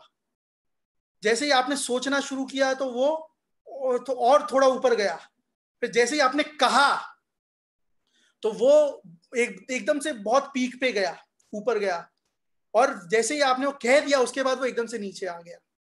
यानी उन्होंने उससे यह सिद्ध करने की कोशिश करी कि आपने अगर 10 बजे यह कहा कि ये लाल रंग है, आपने सोचा कितने पहले, कि उससे मैंने 2 सेकंड पहले सोचा कि ये लाल रंग है, उसके 5 सेकंड 10 सेकंड पहले से ही वो आपका मस्तिष्क उस दिशा में सक्रिय होना शुरू हो गया था। यानी वह जो पर्याय घटित हुई उस समय पे, उसकी पूर्व क्षणवर्ती पर्यायों का सिलसिला, जो जब तक हमारे सामने वो प्रश्न उपस्थित नहीं हुआ था, हमारे दिमाग में वो उत्तर नहीं आया था, उसके पहले से ही हमारा वो जो माइंड है, जो ब्रेन है, वो सक्रिय होना शुरू हो गया था और उसने वो भापना शुरू कर दिया था कि अब ऐसी घटना घटेगी। और वो ऐसा नहीं है कि कह दिया कि उनको कि अब आपके सामने प्रश्न आएगा, उन्होंने कहा कि आप बैठे रहो, हम रैंडम आपको प्रश्न देंगे। ऐसा नहीं है कि 10 बजे देंगे तो आप पहले से ही आपका दिमाग सक्रिय हो जाए, है ना। कोई भी कार्य करना होता है तो हम पहले से सांस फूलने लग जाती है ना, तो ऐसा नहीं, आप बैठे रहो, हम कभी भी रैंडम देंगे आपको। तो उन्होंने ये एक्सपेरिमेंट रैंडम किया, तो उससे यह समझ में आया कि जब माइंड में विकल्प उठा और आपने वो बात कही, उससे 5-10 सेकंड पहले ही आपका दिमाग सक्रिय होना शुरू हो गया, जब तक वो प्रश्न ही सामने नहीं आया। और हम ये रैंडम कर रहे थे, फिक्स समय पे नहीं कर रहे थे। तो ये होना निश्चित ही होता है कि जब जैसा प्रश्न आएगा उसके पहले ही आपका जो मस्तिष्क है, आपके जो परिणाम हैं, उस रूप वैसे अग्रसर होना शुरू हो जाते हैं। इसका अगर आपको वीडियो देखना है तो आप YouTube पे सर्च कर सकते हैं, इस वाक्य को आप लिखोगे इज एवरीथिंग डिटरमाइंड, तो वो YouTube पे वो वीडियो आपके सामने आ जाएगा। स्टीफन हॉकिंग्स वैज्ञानिक का नाम है, और इसी बात को 100 साल पहले आइंस्टाइन ने भी प्रूव किया था, और उन्होंने भी ये बात कही थी कि हाँ, ये बिल्कुल सही बात है कि फ्री विल यानी स्वतंत्र इच्छा ऐसी कोई चीज नहीं है, सब कुछ पूर्व में निश्चित है और उसमें कोई भी फेरबदल किया नहीं जा सकता। और उन्होंने ये आधार, एक तो ये माइंड का जो एक्सपेरिमेंट है उससे, और साथ ही साथ फिजिक्स के जो नियम हैं, जो वो फिजिक्स को स्टडी करते हैं, क्वांटम फिजिक्स को स्टडी करते हैं, उसको स्टडी करने पर उनको ये बात रियलाइज हुई कि इस दुनिया में सारी कैलकुलेशन सेट है, कोई भी कैलकुलेशन प्लस माइनस नहीं करी जा सकती, क्योंकि कुछ भी फेरबदल हम करेंगे, प्लस माइनस करेंगे, तो उस गैप को फिल कैसे करेंगे, उस गैप को फिल करने के लिए कहीं और से कुछ और पर्याय लेके आएंगे, फिर जहां से हम वो पर्याय लाएंगे तो उस गैप को फिल कैसे करेंगे। तो ये बहुत बड़ा एक प्रॉब्लम खड़ी हो जाएगी। इसे न्याय की भाषा में कहते हैं अनावस्था दोष, यानी नेवर एंडिंग प्रॉब्लम है कि मैंने इस पर्याय को फिल करने के लिए वहां से ले आया, वहां से प्रॉब्लम को फिल करने के लिए वहां से ले आया, उस प्रॉब्लम को फिल करने के लिए वहां से ले आया, ये तो नेवर एंडिंग होता ही रहेगा। इस प्रकार से अपनी यहाँ पर ये चर्चा हुई। सब कुछ सुनिश्चित है, पूर्ण रूप से केवली के ज्ञान में आ गया है, और वो जैसा उनके ज्ञान में आया है वैसा ही होगा, क्योंकि जो होना है वह उनके ज्ञान में आया है। उन्होंने कोई अपनी मर्जी से कोई बात नहीं कही है। साथ ही साथ जब पुरुषार्थ भी हमारा तब होगा जब जो चीज जैसी होनी है उस बात को हम सहज स्वीकार कर लेंगे। तो हम उसको सहज स्वीकार कर लेना, कोई भी बात जैसी होनी है उसको स्वीकार कर लेना, वो पुरुषार्थ है। मैं परद्रव्य का कर्ता धर्ता नहीं हूं, यह बात मान लेना, यह पुरुषार्थ है। मैं ज्ञाता दृष्टा हूं, यह पुरुषार्थ है। और बहुत सारी चीजों में, अब मेरे पास मैटर तो बहुत है, कुछ कुछ बातें और आ रही है मुझे, समय की आप बताएं कि ऐसा ना हो कि मैं बोलता ही रहूं और लोग अपने क्रमबद्ध पर्याय छोड़ भोजन के लिए विकल्प से त्रस्त होते रहें। नहीं, बिल्कुल नहीं, आप 5 मिनट ले सकते हो, कोई दिक्कत नहीं है। अच्छा, तो मुझे एक चीज और ध्यान में आई, वो बात मैं आपसे शेयर करना चाहता हूं कि हम स्वतंत्र इच्छा के लिए बहुत ज्यादा एक पॉजिटिव हैं, हम सब कुछ मानने को तैयार हैं, सब कुछ निश्चित है, परंतु थोड़ी सी तो हमें लिबर्टी दे दो पंडित जी, थोड़ा तो हम फिर मतलब अपनी मर्जी चला सकें। तो ऐसी हमारी बिल्कुल आशा होती है, पर वो हमेशा नहीं होती। बहुत बार हम जो अनाउंसमेंट होता है उसको स्वीकार कर लेते हैं। कैसे स्वीकार कर लेते हैं कि जो लाइव मैच चल रहा है, उस लाइव मैच में प्लेयर खेल रहा है, इंडिया में विराट कोहली बैटिंग कर रहा है और इंडिया बहुत अच्छा स्कोर बना रहा है और हम बहुत एक्साइटेड हैं, चौके चौके छक्के चौके पड़ रहे हैं, रोहित शर्मा विराट कोहली दोनों बैटिंग कर रहे हैं और हम बहुत खुश हैं। और एकदम से एक बॉल आती है और विराट कोहली आउट हो जाता है। उसके ही 10-15 बॉल के बाद रोहित शर्मा आउट हो जाता है और हम डिसअपॉइंटेड हो जाते हैं। हमें ऐसा लगता है हम कहाँ एकदम ऊपर बैठे थे और एकदम से हमें धरातल पे किसी ने फेंक दिया हो, और हम डिसअपॉइंटेड हो जाते हैं, दुखी हो जाते हैं और हम चाहते हैं यार वो काश कोई एक तो रह जाता, दोनों ही आउट हो गए, ये हो गया वो हो गया। तो लाइव मैच होता है तो हमारे परिणाम ऐसे ऊपर नीचे ऐसे ऐसे ग्राफ होते रहते हैं। हमको हर्ष होता है, फिर विषाद होता है, फिर हर्ष होता है, फिर विषाद होता है, ऐसा चीज होती है। हमारी एक्सपेक्टेशन, हमारे विकल्प उस रूप होने लगते हैं। दूसरी तरफ किसी कारणवश हम वो मैच लाइव नहीं देख पाए, हम उसकी रिकॉर्डिंग देखते हैं और हमें पता है कि वह मैच इंडिया जीत गई और इतने रन से जीत गई। तो वो मैच हम कैसे देखते हैं? बिल्कुल वीतरागी होकर के, मानो सम्यक दर्शन हो गया हो, मानो इसी भाव से मोक्ष जाने वाले हैं, मानो हुंडा सर्पणी काल में एक और नियम बना देंगे कि साहब मोक्ष तो नहीं जा सकते, पर अब इतरागता ऐसी हो गई है कि बस हम मोक्ष जाएं। जो चीज ऑलरेडी डिक्लेयर्ड है, ऑलरेडी जिसका रिकॉर्ड है, जो हमारे सामने आ चुकी है, ज्ञान का गेय बन चुकी है, उस बात के लिए तो हम कितने सहज हो जाते हैं। उसमें विराट कोहली आउट हो जाए कोई दिक्कत नहीं, रोहित शर्मा आउट हो जाए कोई दिक्कत नहीं, और 2-4 आउट हो जाए कोई दिक्कत नहीं। अरे एंड में तो पता है अपन ही जीतने वाले हैं मैच, है ना? सहज स्वीकार कर लेते हैं ना हम उसको। वहां कैसे वो स्वीकृति हो जाती है सहज, और जो लाइव मैच देखते हैं उसमें स्वीकृति क्यों नहीं होती? क्रमबद्ध पर्याय का यह सबसे बड़ा फायदा है, सबसे बड़ा महत्व है कि जब हम क्रमबद्ध पर्याय को स्वीकार कर लेते हैं और यह बात मान लेते हैं कि सब कुछ निश्चित है और जो हो रहा है वो पूर्व में 100 साल क्या 1000 साल क्या अनंत काल पहले से ज्ञान में आ गया था और वैसा ही होना है। तो जिस प्रकार से हम वो रिकॉर्डेड मैच देखेंगे ना, अपनी आजू बाजू की सारी परिस्थितियों को हम उसी प्रकार से सहज रूप से देखेंगे कि अरे लॉकडाउन हो गया, कोई बात नहीं, बहुत बढ़िया बात है, पहले होना था। अरे खुल गया, कोई बात नहीं, बहुत अच्छी बात है। फिर से पता चला बहुत केस बढ़ गए, बहुत हो गया, ऐसा मैं चाहता नहीं हूँ, ना मेरी भविष्यवाणी है, मेरे को कोट करने लगो। तो पता चला फिर से लॉकडाउन हो गया, फिर से सहज, अरे ये तो अनंत काल पहले निश्चित था, पहले लॉकडाउन होगा, फिर खुलेगा, फिर लॉकडाउन होगा, फिर खुलेगा, फिर लॉकडाउन होगा, फिर ऐसा होगा। अगर जब हमें क्रमबद्ध पर्याय की स्वीकृति हो जाती है, सर्वज्ञता की स्वीकृति हो जाती है, तो हमारी प्रवृत्ति उस रिकॉर्डेड मैच को देखने जैसी हो जाती है, जहां पर हमें बिल्कुल सहज रहते हैं, क्योंकि हमें अंत में पता है कि सब कुछ निश्चित है, जो होना है वो ऑलरेडी ज्ञान में आ चुका है। इस प्रकार से जब हमारी ऐसी स्वीकृति हो जाएगी तो हम पूर्ण सुखी हो जाएंगे। क्रमबद्ध पर्याय हमारे, जो मैंने शुरू में आपसे प्रश्न किया था ना कि ये किसी का उत्तर ये होगा कि हमें सुनिश्चित, सुनियोजित, ऑटोमेटेड जो व्यवस्था है वह पसंद है, और किसी का ये उत्तर होगा कि हमें तो अव्यवस्थित वो पसंद है, हमें तो जो ऐसा सस्पेंस होता है ना, अब क्या होगा अब क्या होगा, वो पसंद है। तो इस जगत में दोनों ही चीज आपके सामने है। एक आप सहज स्वीकृति करो कि जो हो रहा है, जो आगे होगा वह सब सुनिश्चित है, ऐसा ही होना था। साथ ही साथ वर्तमान में तो केवली है नहीं, वर्तमान में तो कोई निमित्तज्ञ है नहीं, निमित्त ज्ञान करने वाले, कोई पूर्ण रूप से बात जानने वाले। तो क्या होना है, तो वर्तमान में तो हमको भी अभी पता नहीं ना कि अगले क्षण होना क्या है। तो वो सिचुएशन हमारे लिए तो उसी प्रकार से सस्पेंस वाली है, परंतु अंतरंग में हमें ये स्वीकृति रखनी है कि जो भी हो रहा है, चाहे अच्छा हो रहा है चाहे बुरा हो रहा है, ये तो ऐसा ही होना था, इसमें मैं फेरबदल कर नहीं सकता था।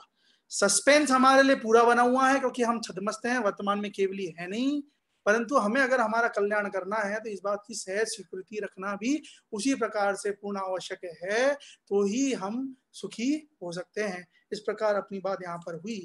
अब आपके कुछ प्रश्न हो तो उस पर अपन अपनी चर्चा जरूर। बहुत ही सुंदर विवेचन आदरणीय पंडित श्री अनिकांत जी भारेल द्वारा हमने 5 समवाय 4 अनियोग के माध्यम से समझा। एक लेक्चर में इतनी सारी चीजें कवर करना पॉसिबल नहीं होता, तो भी बहुत बखूबी तरीके से पंडित जी साहब ने इसका विवेचन किया।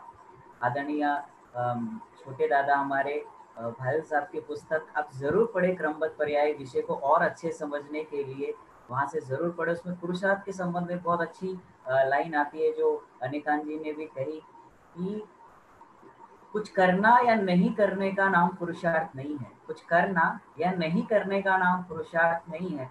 पुरुषार्थ तो उसे कहते कि जो जैसा है उसको वैसे स्वीकार करने का नाम पुरुषार्थ है। और पूजन की लाइन में उनकी आती है कि उस पर श्रद्धा तो ला न सका, परिवर्तन का अभिमान किया। ऐसी बहुत ही सुंदर शैली में पंडित जी साहब ने पूरा एक्सप्लेन किया।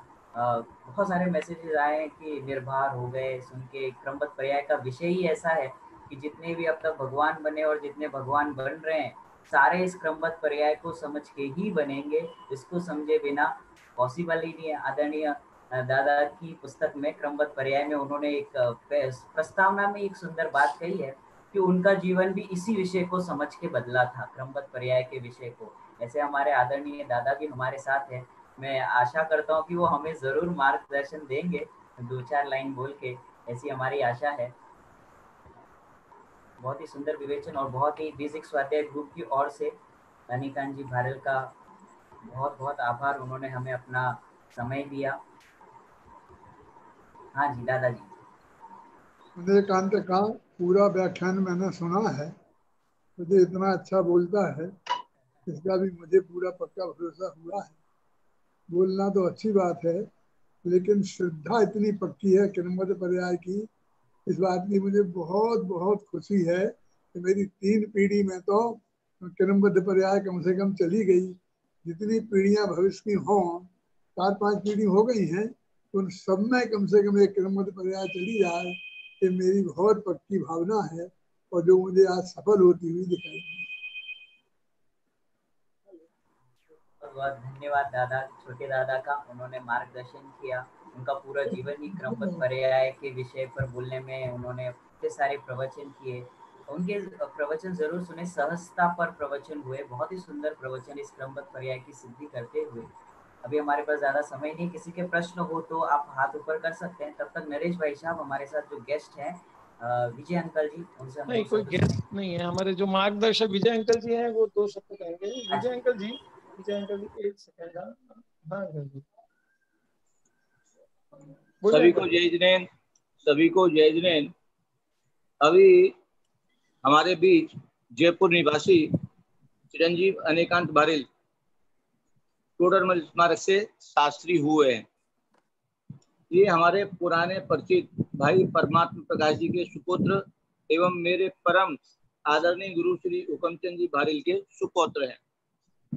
आगम में कथन आता है, पिता झलक जो पुत्र में दिखती। भाई मुझे तो दादा झलक इस पौत्र में दिखती। ऐसे हमें प्रसन्नता है कि पंडित साहब भारेल जी का पूरा परिवार वीतराग वाणी के प्रचार प्रसार में पूर्णतः समर्पित है। पंडित साहब के बेटे बेटी जमाई पौत्र पौत्री देवती, जो अभी पंडित साहब ने कहा ना 3 पीढ़ी तक तो पहुंच गया। मैं वो लिख के बैठा हुआ था कि मैंने ये बोलूंगा, और मैं देख रहा था पंडित जी भी सुन रहे हैं, मुझे प्रसन्नता हुई। और क्यों ना होगी, अरे जो बेटा काम करे तो पिता को खुशी होती ही होती है। तो और उन्होंने अपने बच्चों ने उद्गार में कहा ही भाई मैं 3 पीढ़ी तक पहुंच गया, बहुत प्रसन्नता की बात है। चिरंजीव अनेकांत जी ने मुंबई के एसपी जैन इंस्टीट्यूट से फैमिली बिजनेस मैनेजमेंट का MBA कोर्स किया हुआ है, इतना पढ़े लिखे हैं। और देखो आगे साथ ही साथ अमेरिका की जेमोलॉजी इंस्टीट्यूट ऑफ अमेरिका से जेमोलॉजिस्ट अर्थात रत्न परखने की कला, वो भी इन्होंने सीखी है, क्या ज्ञान प्राप्त किया है। वर्तमान में जयपुर में ही डायमंड एंड जेम्स का व्यापार करते हैं, बहुत अच्छी बात है। मेरा अच्छा दूसरी एक बात और है, आमंत्रण अगर मिलता है क्या पंडित साहब कहीं उपदेश के लिए पर्यूषण इत्यादि में प्रवचनार्थ भेजते हैं तो जाते भी हैं। भाई जड़ रत्नों का अनेकांत जड़ रत्नों का व्यापार की परख तो ठीक है आप करते ही हो, इसका सर्टिफिकेट ही आपको मिल गया है। आप अपने चैतन्य रत्न की परख कर शीघ्र ही निज कल्याण करें, ऐसी मेरी भावना है और शुभ इच्छा है। जय जिनेन्द्र। हाँ विजय अंकल जी, मैं थोड़ा आपसे रिक्वेस्ट करूंगा कि दादाजी से रिक्वेस्ट करें हुकमचंद जी से कि उनका भी समय हमें मिले तो ये आभार व्यक्त करना है, प्लीज रिक्वेस्ट ठीक है। है पंडित साहब, काफी समय से हमारी इच्छा रही है कि जैसे आप समय जो वो लोगे उस तरह हम कर लेंगे। 11 से 12 का अनुकूल इसलिए रहता है, और दोपहर में भी रख सकते हैं, शाम को भी रख सकते हैं। आपका पौना घंटा या 1 घंटे का प्रवचन का समय हमें दीजिए, जिस दिन आपको अनुकूल हो। हम आपको सुनना चाहते हैं हमारे विद्यार्थी, और आपको दादर क्षेत्र पहले से प्रिय है हमें मालूम है। और ये जो दादर का जो हमारा कुंद कुंद कहान जैन तत्व प्रचार समिति आपने ही प्रारंभ कराई थी, आज जिसको करीब 28 साल हो चुके हैं।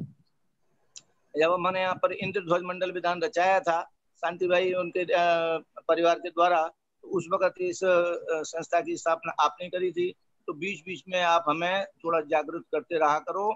और एक बार हमारी टीम का आग्रह है कि आप कोई भी समय जिस वक्त हमें कहोगे हम आपको सुनने के लिए तैयार हैं। और हमें अच्छा जो भी आपको अच्छा लगे सब्जेक्ट, हमारी रुचि देख के हम कैसे हैं भवि भागन बस जो वैसे बोलोगे तो आप, पर हमारे भाग्य में जो होगा वही तो हम सुन पाएंगे ना। तो पंडित साहब आप अवश्य हमें कुछ ना कुछ समय प्रदान कीजिए ताकि हमारा एक ग्रुप प्रसन्न हो जाए, सब खुश हो जाए। ठीक है जी नरेश जी। जय जय जी जी जी जी। बहुत बहुत धन्यवाद अनेकांत जी भारिल जी को बेसिक स्वाध्याय ग्रुप की ओर से जो उन्होंने इतना अच्छा समय दिया हमें। अब कुछ प्रश्न है पंडित जी, हम लेंगे तो चलेगा ना? हाँ मुझे कोई दिक्कत नहीं है, आप लोग जैसी व्यवस्था। बिल्कुल बिल्कुल 2 मिनट। मीठालाल जी चारकदिया वाले से रिक्वेस्ट है कि वो अपना प्रश्न ले। मीठालाल जी, मीठालाल जी पूछिए। हाँ पंडित जी जय जिनेन्द्र। जय जिनेन्द्र। हाँ पंडित जी मैं पूछता हूँ कि जो 5 समवाय जो होते 5 समवाय, हाँ हाँ, उसमें क्या है कि मेरे बड़े भैया काम करते कोई भी तो झटके से हो जाता, मैं करता हूँ तो कुछ होता नहीं है। इसमें ये निमित्त मेरे वजह से नहीं होता है क्या? इसमें 5 प्रश्न समझ में नहीं आया। हाँ मैं समझ गया। मैं वापिस आपका प्रश्न रिपीट करता हूं। मैं आप यही पूछना चाह रहे हैं, एक बार देखिएगा। आप ये पूछना चाह रहे हैं कि मेरे बड़े भैया जो काम करना चाहते हैं वो तो झटके से जल्दी से हो जाता है, और मैं करना चाहता हूं तो उसमें बहुत विलम्ब होता है, अटकाव आते हैं, है ना? बराबर। देखिए प्रत्येक जीव जो है वो स्वतंत्र है, उसकी योग्यता स्वतंत्र है, उसकी वर्तमान में उसके जो कर्म हैं वो स्वतंत्र हैं। हेलो, सुना, आवाज आ रही है ना? हाँ जी, अब बोलिए। हाँ तो मैं ये कहना चाहता हूँ कि इसमें प्रत्येक जीव स्वतंत्र है, यह सिद्धांत है।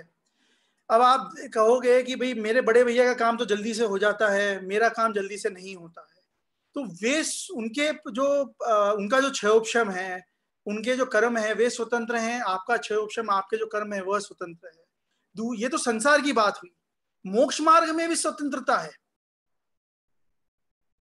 भरत चक्रवर्ती वे सारे अपनी लाइफ में 6 खंड जीते उन्होंने, और इतनी हाथी बैल गाड़ी, इतनी स्त्रियां, इतने बच्चे, इतना सब कुछ, इतना बड़ा परिग्रह उनका था, और उन्होंने दीक्षा ली। और अंतर्मुहूर्त का मैक्सिमम काल 48 मिनट्स होता है, 48 मिनट होता है।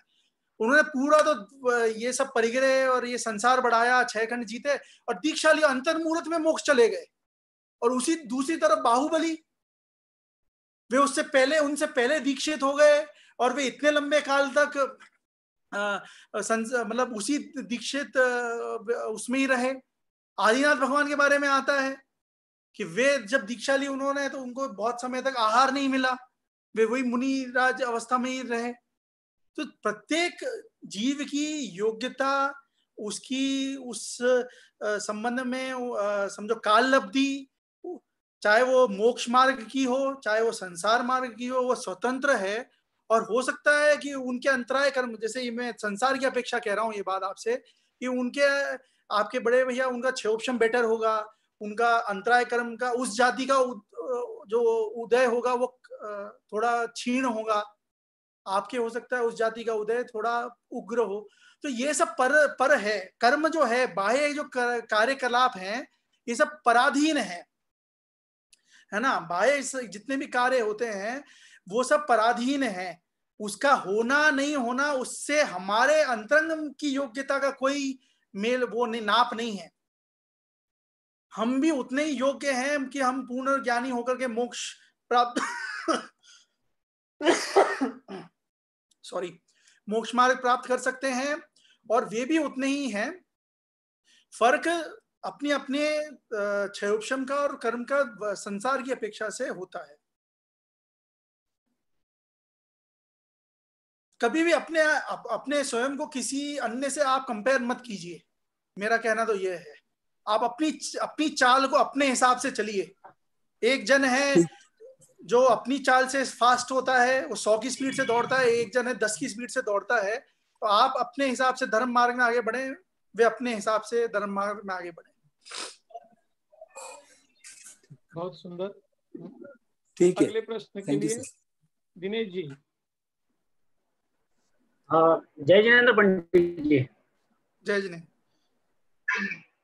पंडित जी साहब, आप ये क्रमबद्ध पर्याय, वैसे मेरे लिए तो ये हमेशा ही बहुत लगाव का विषय रहा है।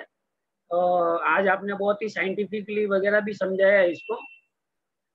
अगर जैसे सर्वज्ञता की हिसाब अपेक्षा से देखें और 608 जीव मोक्ष जाते हैं उसकी अपेक्षा से देखें तो ये बहुत ही सही लगता है। लेकिन जब कहीं पुरुषार्थ की बात आती है, या जब हम कहते हैं कि कर्मों के अपेक्षा से, या फिर हम कहें कि अगर इसको इस अपेक्षा से देखें कि क्रमबद्ध कर्मातीत है, जो कर्म करते हैं वैसा होगा क्रमबद्ध में, तो कैसा है? या फिर जो होना है वही होना है, जो निश्चित है, कर्म का कोई रोल नहीं है, कैसा है?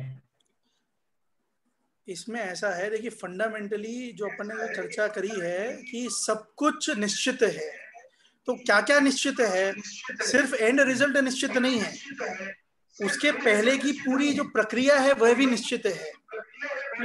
एक पिक्चर हमने देखी जो धीरूभाई अंबानी पे बनी है, उसमें एंड में दिखा है कि धीरूभाई अंबानी बहुत बड़े व्यापारी बन जाते हैं, बहुत अमीर बन जाते हैं।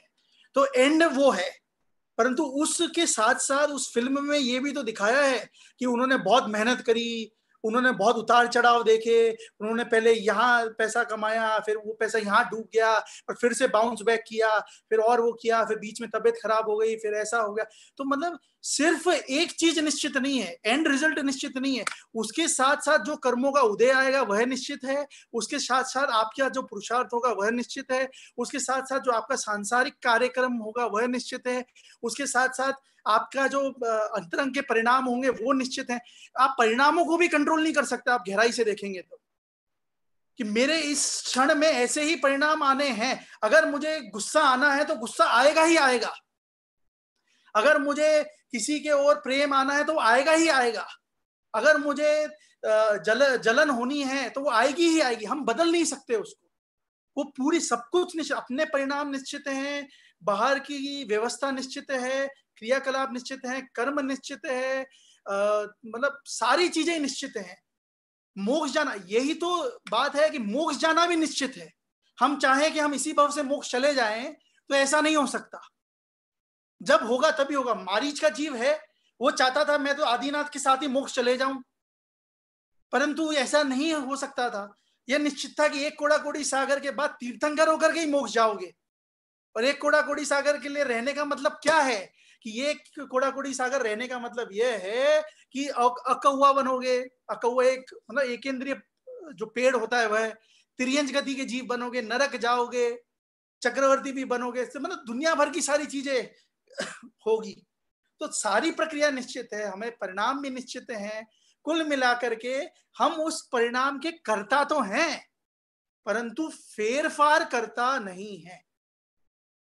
ये पेंसिल मैंने उठा करके यहां से यहां रखी तो ऑब्वियसली ये मेरे हाथ नहीं रखी यहां से यहां, परंतु ये निश्चित था कि मैं इस समय में ये पेंसिल उठा करके यहां रखूंगा। हम वीडियो रिकॉर्डिंग देखेंगे इस प्रवचन की, तो जिस टाइम स्टैम्प पे ये पेंसिल मैंने यहां से यहां उठा करके रखी, आप 100 बार देखोगे तो भी वही होगा ना।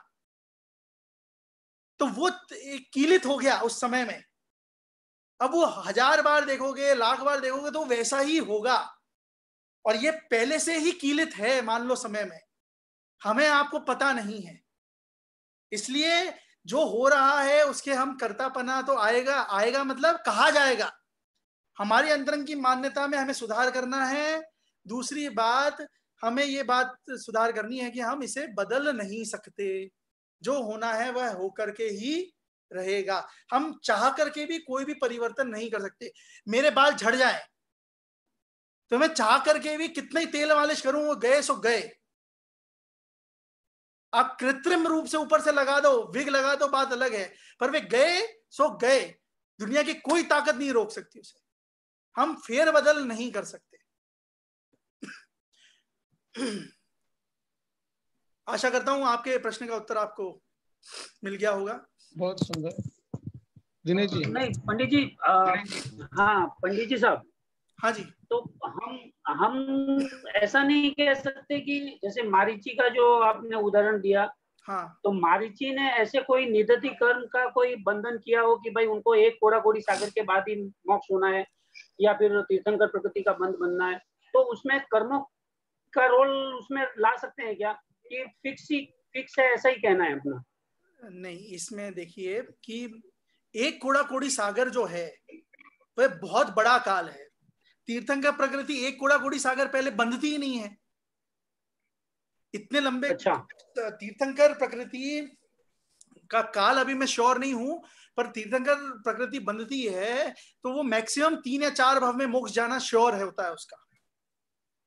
एक कोड़ा कोड़ी सागर मतलब हजारों भव हो गए उतने समय। तो अनादि से, हाँ, कर्म भी अनादि से बंध रहे हैं इसके लिए। हाँ, तो कर्म अनादि से बंध रहे हैं, वो तो अनादि से बंध रहे हैं, और जब तक मोक्ष नहीं जाएंगे तब तक बंधते ही रहेंगे। वो जिसकी जैसी योग्यता होगी। वो अब बहुत सारे भरत चक्रवर्ती के पुत्र थे जो एकेंद्रीय पर्याय से एक भाव धारण किया और आदिनाथ की दिव्यधुनी के समय पे ही मोक्ष चले गए। उन्होंने निगोल से एक भाव धारण किया और मनुष्य हो गए और मोक्ष चले गए। और बहुत संसार में जैसे मारी जैसे घूमते रहे।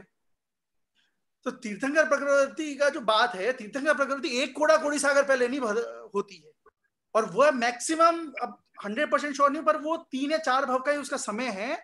उतने समय में तीर्थंकर प्रकृति बनती है, और वो 3 भव की पहले की बात, 3 भव पहले श्योर हुआ प्रकृति बंदी कि ये तीर्थंकर बनेंगे, परंतु ये तो एक कोड़ा कोड़ी सागर पहले कह दिया था, तब तो तीर्थंकर प्रकृति की कोई बात ही नहीं थी। तो वो पर्यायों का सिलसिला निश्चित था। ये बहुत बार आती है कि भद्रभाव स्वामी ने 12 साल पहले ये भविष्यवाणी कर दी थी कि उत्तर भारत में अकाल पड़ेगा। तो 12 साल तक लगातार बारिश नहीं होना। आप सोचो 1 साल नहीं हो तो हम ऊपर नीचे हो जाएं। अफरा तफरी मच जाए, मतलब कोविड-19 कुछ नहीं, 1 साल बारिश नहीं हो तो क्या हाल हो, 12 साल नहीं हुई तो, और ऐसे सैकड़ों उदाहरण हैं, बहुत उदाहरण हैं। आप प्रतिमान योग देखेंगे, करणान योग देखेंगे, चरणान योग देखेंगे, द्रव्यान योग देखेंगे, सैकड़ों उदाहरण हैं। सब कुछ निश्चित है, और वो धीरे धीरे, जैसे यहां से मुझे दिल्ली जाना है, आपको बंबई से दिल्ली जाना है, तो वो 1000 किलोमीटर है मानो, तो आपको 1000 किलोमीटर दिखता है क्या? आप आपकी गाड़ी से जा रहे होते हो तो आपको 200 मीटर की दूरी दिखती है, हेडलाइट आप शुरू करते हो तो 200 मीटर की दूरी दिखती है, परंतु आपको ये दृढ़ विश्वास है कि पूरा रास्ता बना हुआ है। अब वो 200 मीटर की दूरी देख देख करके पूरा 1000 किलोमीटर चल देते हो कि नहीं चल देते हो? उसी प्रकार से सब कुछ निश्चित है हमारे सामने, तो जैसा जैसा समय आता जा रहा है वो अनफोल्ड होती जा रही है स्टोरी, और हम उसको देख पा रहे हैं, परंतु इसका यह मतलब नहीं है कि आगे रास्ता ही नहीं है। बहुत सुंदर। अनिकांत जी भारिल जी को एक बार बेसिक स्वाध्याय ग्रुप की ओर से बहुत बहुत धन्यवाद, बहुत बहुत आभार जो इन्होंने समय दिया हमें, और पुनः आगे चलकर भी हम आपसे जरूर संपर्क करेंगे और आपके प्रवचनों का जरूर लाभ लेंगे। जिनवाणी स्तुति के लिए विवेक जी। मैं कुछ कहना चाहता हूँ। जरूर जरूर। मैं भी बहुत आभार व्यक्त करना चाहूंगा नरेश जी का और विजय अंकल का और सभी बेसिक स्वाध्याय ग्रुप दादर वालों का, कि उन्होंने मुझे यहाँ पर आमंत्रित किया और अपनी चर्चा हुई यहाँ पर। Thank you. बहुत बहुत आभार बेसिक स्वाध्याय ग्रुप की ओर से अनिकांत जी भारिल का और आदरणीय दादा का। उन्होंने अपने वक्तव्य रखा, बहुत ही सुंदर बात थी कि इसको हमें स्वीकार करना है, पूरे इस प्रवचन का सार है। तो दादा ने बहुत अच्छी बात थी, ये कहने बोलने और सुनने की बात थी, ये स्वीकार करने की बात है। कर्म भी फिक्स है, पुरुषार्थ भी फिक्स है, सब कुछ निश्चित है। ऐसा स्वीकार हम करेंगे तो इस चीज़ को समझ पाएंगे और हम इन चीज़ों से निवृत्त हो पाएंगे। कल हमारे साथ सुबह 11 से 12 आदरणीय पंडित श्री संजीव जी गोदा होंगे। उनका विषय है देखो परिणामों की विचित्रता, देखो परिणामों की विचित्रता, संजीव जी गोदा द्वारा। और शाम को समय का ध्यान रखें, कल सुबह 11 से 12 संजीव जी का है और शाम को 4 से 5 आदरणीय पंडित श्री SP भारिल जी का, शाम को 4 से 5। यह समय भी गुजर जाएगा, इस विषय पर उनका व्याख्यान होगा। ध्यान रखिए, समय 4 से 5 शाम को, कल यह समय भी गुजर जाएगा, इस विषय पर उनका व्याख्यान होगा। तो अभी जो हमने विषय सुना उसकी 2 लाइन की बोल के इसका समापन हम करते हैं। सुन समझ चेत निज को समझ ले, सुन समझ चेत निज को समझ ले, मात्र ज्ञायक हूँ स्वीकार कर ले, होता स्वयमेव सब परिणमन है, होता स्वयमेव सब परिणमन है, चिंता करने के काबिल नहीं है, होता स्वयमेव सब परिणमन है, चिंता करने के काबिल नहीं है। जाओ वाणी के ज्ञान से सूझे लोकालो, सो वाणी मस्तक नमो सदा देत हूँ। सभी लोग 9 बार नमो का जाप करें।